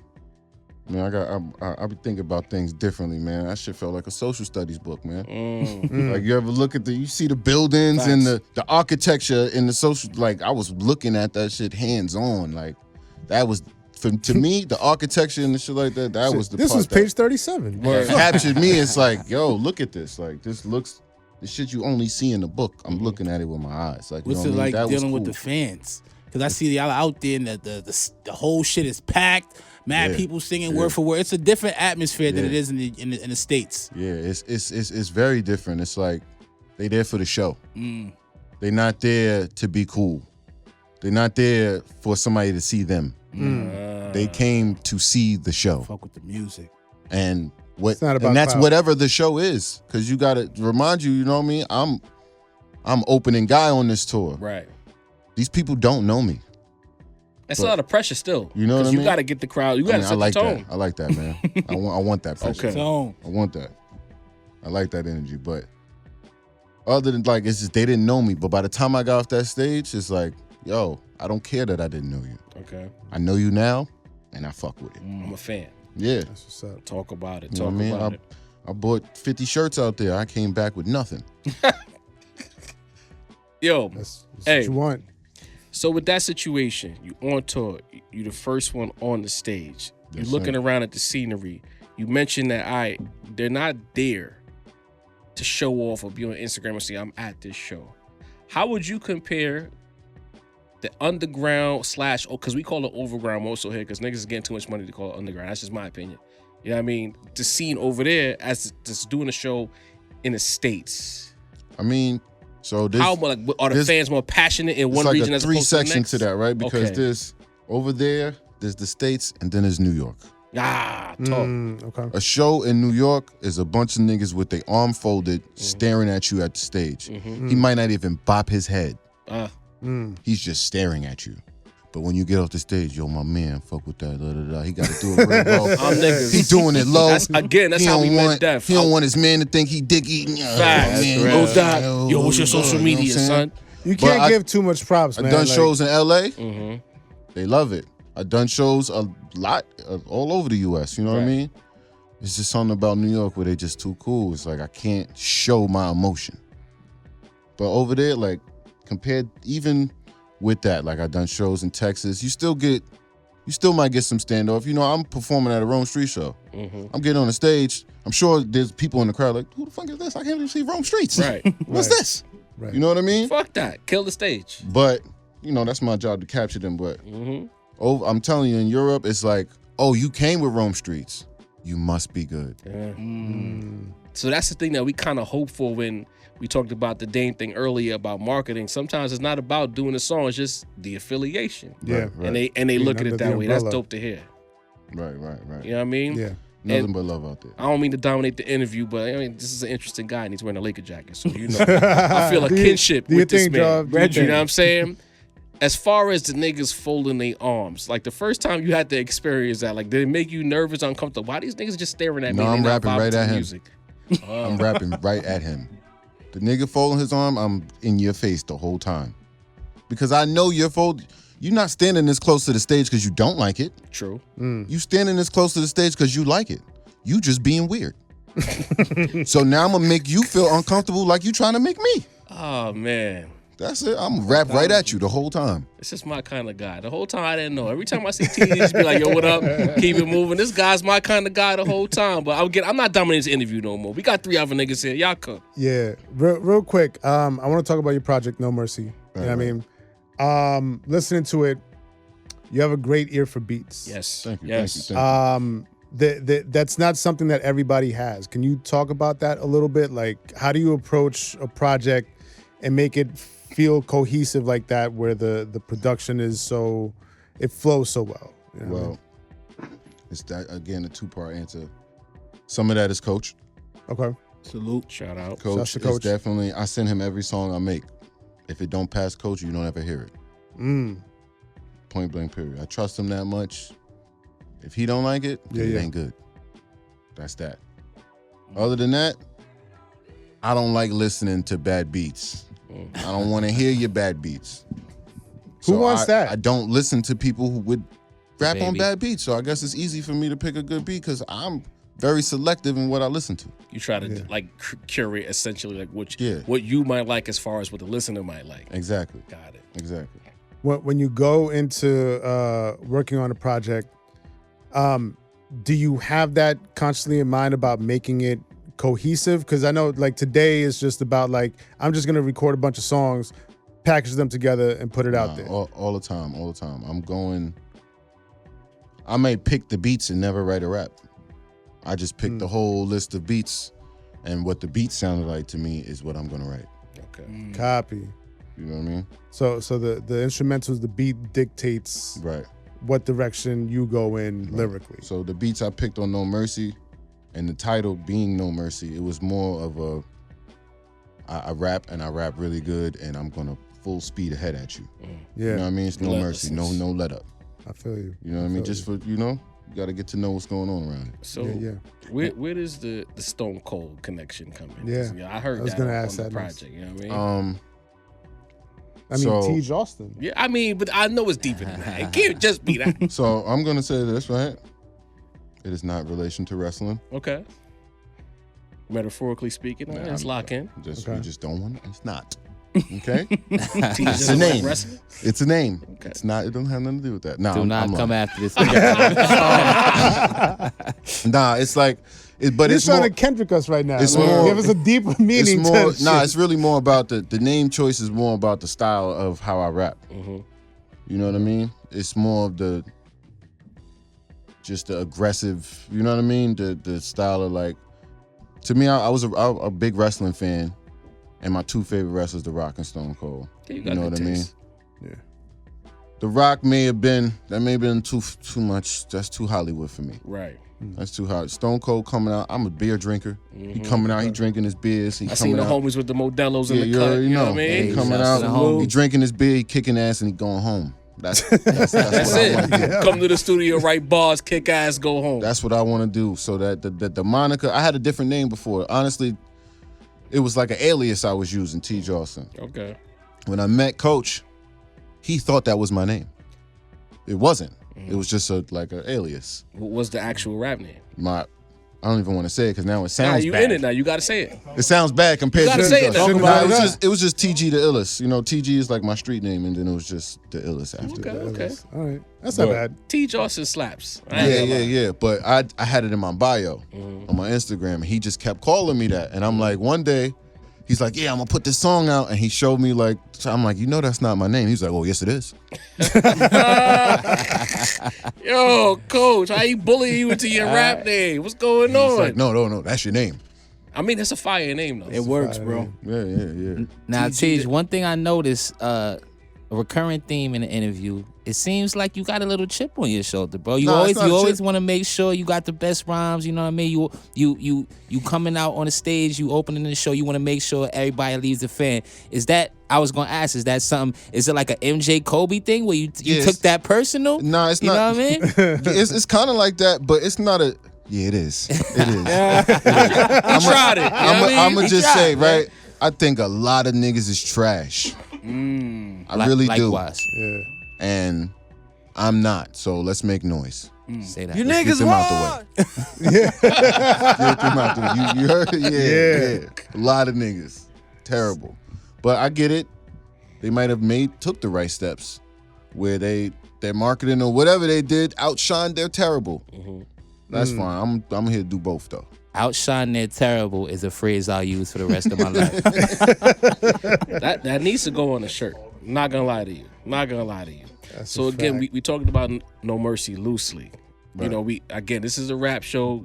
We like the artists to kind of like explain to the listeners what their goals were with the project, what the listening experience could be like. When you put this project together alongside Coach, of course, what was the goal with this project as a new listener coming to your work? Just the steel chair. Okay. Just the you sitting in the crowd, you enjoying the match. The steel chair flies in out of nowhere, smacks you on the side of the head. It hurt. Steel chair with number 16. You loved it though. Yes. You never get an experience like that again. You at the show, you watching, and you like, oh, I'm part of the show. That's what No Mercy is about. It's like, you know what I mean? To me, it's just like rapping with a purpose, I'm not just rapping just to put words together. You know, it's a lot of knowledge, there's a lot of things in there. It's not just clever bars. You know, you got to do the clever stuff to draw the listener in. But underneath it, it's a lot of knowledge I'm putting in, a lot of science I'm putting in there. So it's like the No Mercy part to me is just like the cover. Right. You know what I mean? That's to draw you in. The bravado, all of that brings you in. But when you listening, now you're like, oh shit, there's something being said under here. You know what I mean? So that's just facts. You know that's what I all. mean? That's Like a all bait over. and Like switch. Big Spliff. Yeah. Don't Play Yourself. 91 RZA, like that shit was like 91 draped RZA's all great. over those 91 records. RZA. That's Camouflage Monk, by the way, on the beat. Yeah, I wanted to bring that up. That's one of my favorite joints on the project. Mm-hmm. Talk to us about that song and why did you call it 91 RZA? All right, so if you really know the knowledge, RZA's not RZA in 91. Right. Yes. He's Rakim. Rakim. Yep. But he put out a demo. Prince Rakim. Yeah. And the last song on that demo is called Taking Heads Off. In parentheses, RZA. And the last line I say, I'm taking heads off. That's RZA in 9-1. So to me, that was just, I had a RZA skit on there where he was talking. The audio was real bad, so I didn't put it on there. But to me, that was just like, because of the name switch. When I had switched my name, this is the introduction of Teej. Levels. Yes. You know what I'm saying? Mirror So images. I was somebody else before, now it's this. That's great. I'm so glad I asked that question because I seen the title. I was like, why RZA in 91 instead of 93? But there you go. Science behind it. So where do you, I know like I asked the same question to the homie earlier, but like, you know, the glitz and the glamour of it all, you know what I'm saying? 5 years from now, what does Teej see for himself in hip hop music? Just being, for me, personally, I just want to make enough money to, you know, feed my family type shit and be solidified name-wise. Like, when you hear me, you like, all right, that's one of them. He's nice. You know what I mean? And get my homies on, you know what I'm saying? I got 2 beats on the album produced by my homie, Mari Nico. Shout out to him. You know what I mean? I got my boys on the last track. He's rapping on the last track. He produced it. And my other boy, Zeke the Prophet, on there. Those are like my artists. We're gonna bring them up too. So essentially, Teej has, you know, outside of course being part of the Misfit team, you trying to I got my own team plant too, your flag Only and Money create Matters. right. You know what I mean? Under the Only Money Matters flag, we got the Negro League. We got a whole bunch of things moving. Okay, this man that wears many hats. Yes, Going yes. back to No Mercy though, the Sonics. It's a very dark sounding album, beat for beat. Was that something intentional, or as you kept picking the beats and you guys were making the records, you was like, all right, this is what it sounds like. Let's keep going here. No, I think that's just what kind of just sounded good. It was probably, may have been 30, 35 songs beforehand, you know? Even before that, I had a whole nother album done. Okay. So it was just like picking out this is basically an intro for Teeg Austin. Right. So it was just picking out what's gonna grab, and a lot of that was tested on the road. All those Europe shows that I did, all those other shows that I did, I was performing that music. Okay. And it wasn't out. Before it was And the recorded. shows and the songs that I got off the stage, and it was like, yo, where I get that one? Where I get that one? Put a check next to that. Got it. So you Crowdsourcing you crowd, shit. yes. Yeah, there you go. A lot of sense. How difficult was it to let go of the album that you finished before you decided to curate No Mercy? It was ridiculously difficult. Talk about that. Because, all right, so I feel like No Mercy is just, it's like my rapper's rapper album. It's probably not what I would do on a normal basis. You know what I mean? For me, I like to get more knowledge across than just, hey, I'm good at rapping. Yes. You know what I'm saying? Yeah. And that other album was that. You know what I mean? It was more like geared to, we getting the knowledge off. You know what I mean? So that was tough to let go of that because that's really what I wanted to do. Is that something you think you can circle back to with the next project? Maybe now that you've essentially reintroduced yourself, Right. maybe you could circle back to that. Of project. course. And I'm learning how to merge both. Right. How to figure out like Supreme Knowledge on the album. Mm-hmm. That's me trying to figure out how to merge both of those. You know what I mean? Get the knowledge off and still where it's like palatable. You know what I'm saying? All right. So what would you say makes you hesitant to just go full knowledge? Like, do you 'Cause that's think boring. it scares people off? It's boring. Scares the hoes. I'm not. Hey, listen. Not ready for that. Somebody had Listen, to I'm say 6'4" with green eyes. We ain't got to scare no hoes around here. Okay? Talk. But I think that's boring. Okay. I don't want to be a one-trick pony. Another song that stuck out to me was A Lot with Rome Okay. Streets. But what stuck out to me was the production on that. It was a little bit more vibier, bouncier. You know what I mean? Is that a direction that you want to go in more so on your next project? That Or- was so that song in particular is on that first album that I'm talking about. Okay. So that was more of the sound that was going on over there. Yeah. But with that song, what makes that song so ill is that I was a Rome Streets fan ever before I even got into this fold. Right. Who You know was what I'm saying? I was going to the shows. You know what I mean? I buying merch from him, and he never even knew who That's I was. crazy. You know what I'm That's saying? what's up. So when I got around him, I'm already familiar with his music, what he Yeah. like, you know what I'm saying, what he could rap on. So when I heard that beat, even though it ain't grimy Griselda sounding, Yeah. I'm like, I know Rome will kill this. Mm. You know what I'm saying? Yeah. I sent it to Coach, like, yo, you think Rome will get on it? He's like, yeah. We recorded that in Amsterdam. I'm like, he recorded that right in front of me. In That's Amsterdam, dope. I'm like, oh, this is love. Like, you know what I mean? I niggas found a studio in Amsterdam to knock Now that we out. brought it with us. Talk. We brought it with us. I Yeah. That's work what you don't do stop. now. I Yeah. packed my mic, Streeter bought the computer. Shout out Got Streeter. the street. You know what I mean? We just did it. We did it the way we had to do. We brought it with Okay. us. Okay. That's actually dope to hear that, how that kind of like manifested. We've mentioned his name a few times in passing. Shout out to Coach. How did you connect with Coach to create this relationship? I bothered him. And he tolerated that? Coach don't like niggas bothering him Listen, too much. You know what I'm First saying? time, I'm gonna tell you exactly how I met Coach. First time, he posted a show. He posted, yo, I need openers for a Stove God show. So me being eager, I'm like, yo, what's up? What's going on? He like, yo, this for the big boys. You good? I'm like, yeah. What's going on? He like, yo, you know, you kind of unknown. We're gonna have to ask you to pay to open up. Okay. So I'm like, all right, bet. What's the ticket? Man, he said 15. I said, huh? I said, oh, but look, this $15? is my answer. Look, I'm like, yo, my car just got fucked up. Give me a day. I promise you I got it. He said, you ain't got it right now. You're not ready. That was the end of the conversation. Sounds like him. Like 6 months, maybe 8 months later, yo, I'm looking for opens for Rome Streets. Hit him again. Yo, you sure you ready, bro? Last time you said you wasn't ready. I'm like, yo, I'm ready. He's like, all right, you got 5? I'm like, what's your cash app right now? Sent him the 5. He like, all right, you must be serious. So that was a show in Detroit. We went and did the show in Detroit. My man flew to Detroit to get on that stage. I flew to Detroit by myself, doing too much. I done rented a car and I did all types of stupid shit. They was staying at the same hotel. I didn't even need to do none of that. But just trying to be prepared though. Fuck it. Trying to be prepared. Because you're not on the team yet. You still I'm just trying independent to act. make sure I'm straight. And you don't want Coach to say you're not ready again. Right. Oh, you don't got a rental car? You're not ready. Go back I'm home. there. I got merch. I'm there. I'm ready. I'm like, yo, I'm here. So I do the Detroit show. He like, yo, you kind of killed that. I'm like, all right. He like, you want to do the next one? I'm like, yeah. He like, you got another 5? I might. I'm like, yeah. He like, all right, bet. He asked me that one more time after that. Yo, you got another 5? So yeah. So I think it was Portland we did. And after that, he was like, yo, bro, we good. We good. Bro, I'm fucking with you. I'm fucking with you. You with us. You on the tour. And that was Beautiful. that. That's how it crazy. goes. Invest in yourself. Right? Believe You know what in I mean? yourself. That's a dope story. That's a life lesson right there. Facts. Yes. Bet on yourself, put the work in, and you will succeed. It's unfailable. You know what I mean? That's not a word, but we're using it tonight. Before we let you go, as always, you ask everyone, where can they find you on the socials? Where can they get your music on the DSPs? The music on DSPs, Teeg Austin, all services, all thing. I got.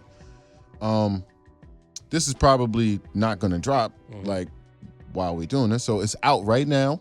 My new single with Monday Night called Toupe. Go get that when you check all the streaming services.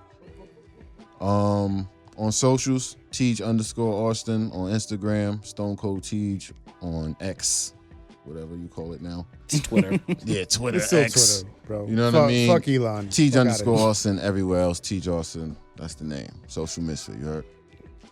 Debut, Laker gear, my new favorite rapper. Y'all can't tell me nothing about Teej. You know what I mean? You know what I'm saying? Lock in with this man. Yes, the sir. music is fire. The Yes. bars are there. Yes. Definitely cloth certified. All that. Deanie the Balance, take us home, bro. Yo, salute to Teeg Austin for pulling up and fucking with the gang. Sincere the rap snob. Jarv the point guard. Macito the voice. Deanie the balance. And we out of here, ladies and gentlemen. It's the Rap Roundtable. Hit the like button. We love you. Peace. Woo! Sir 109. Walt, looking for you.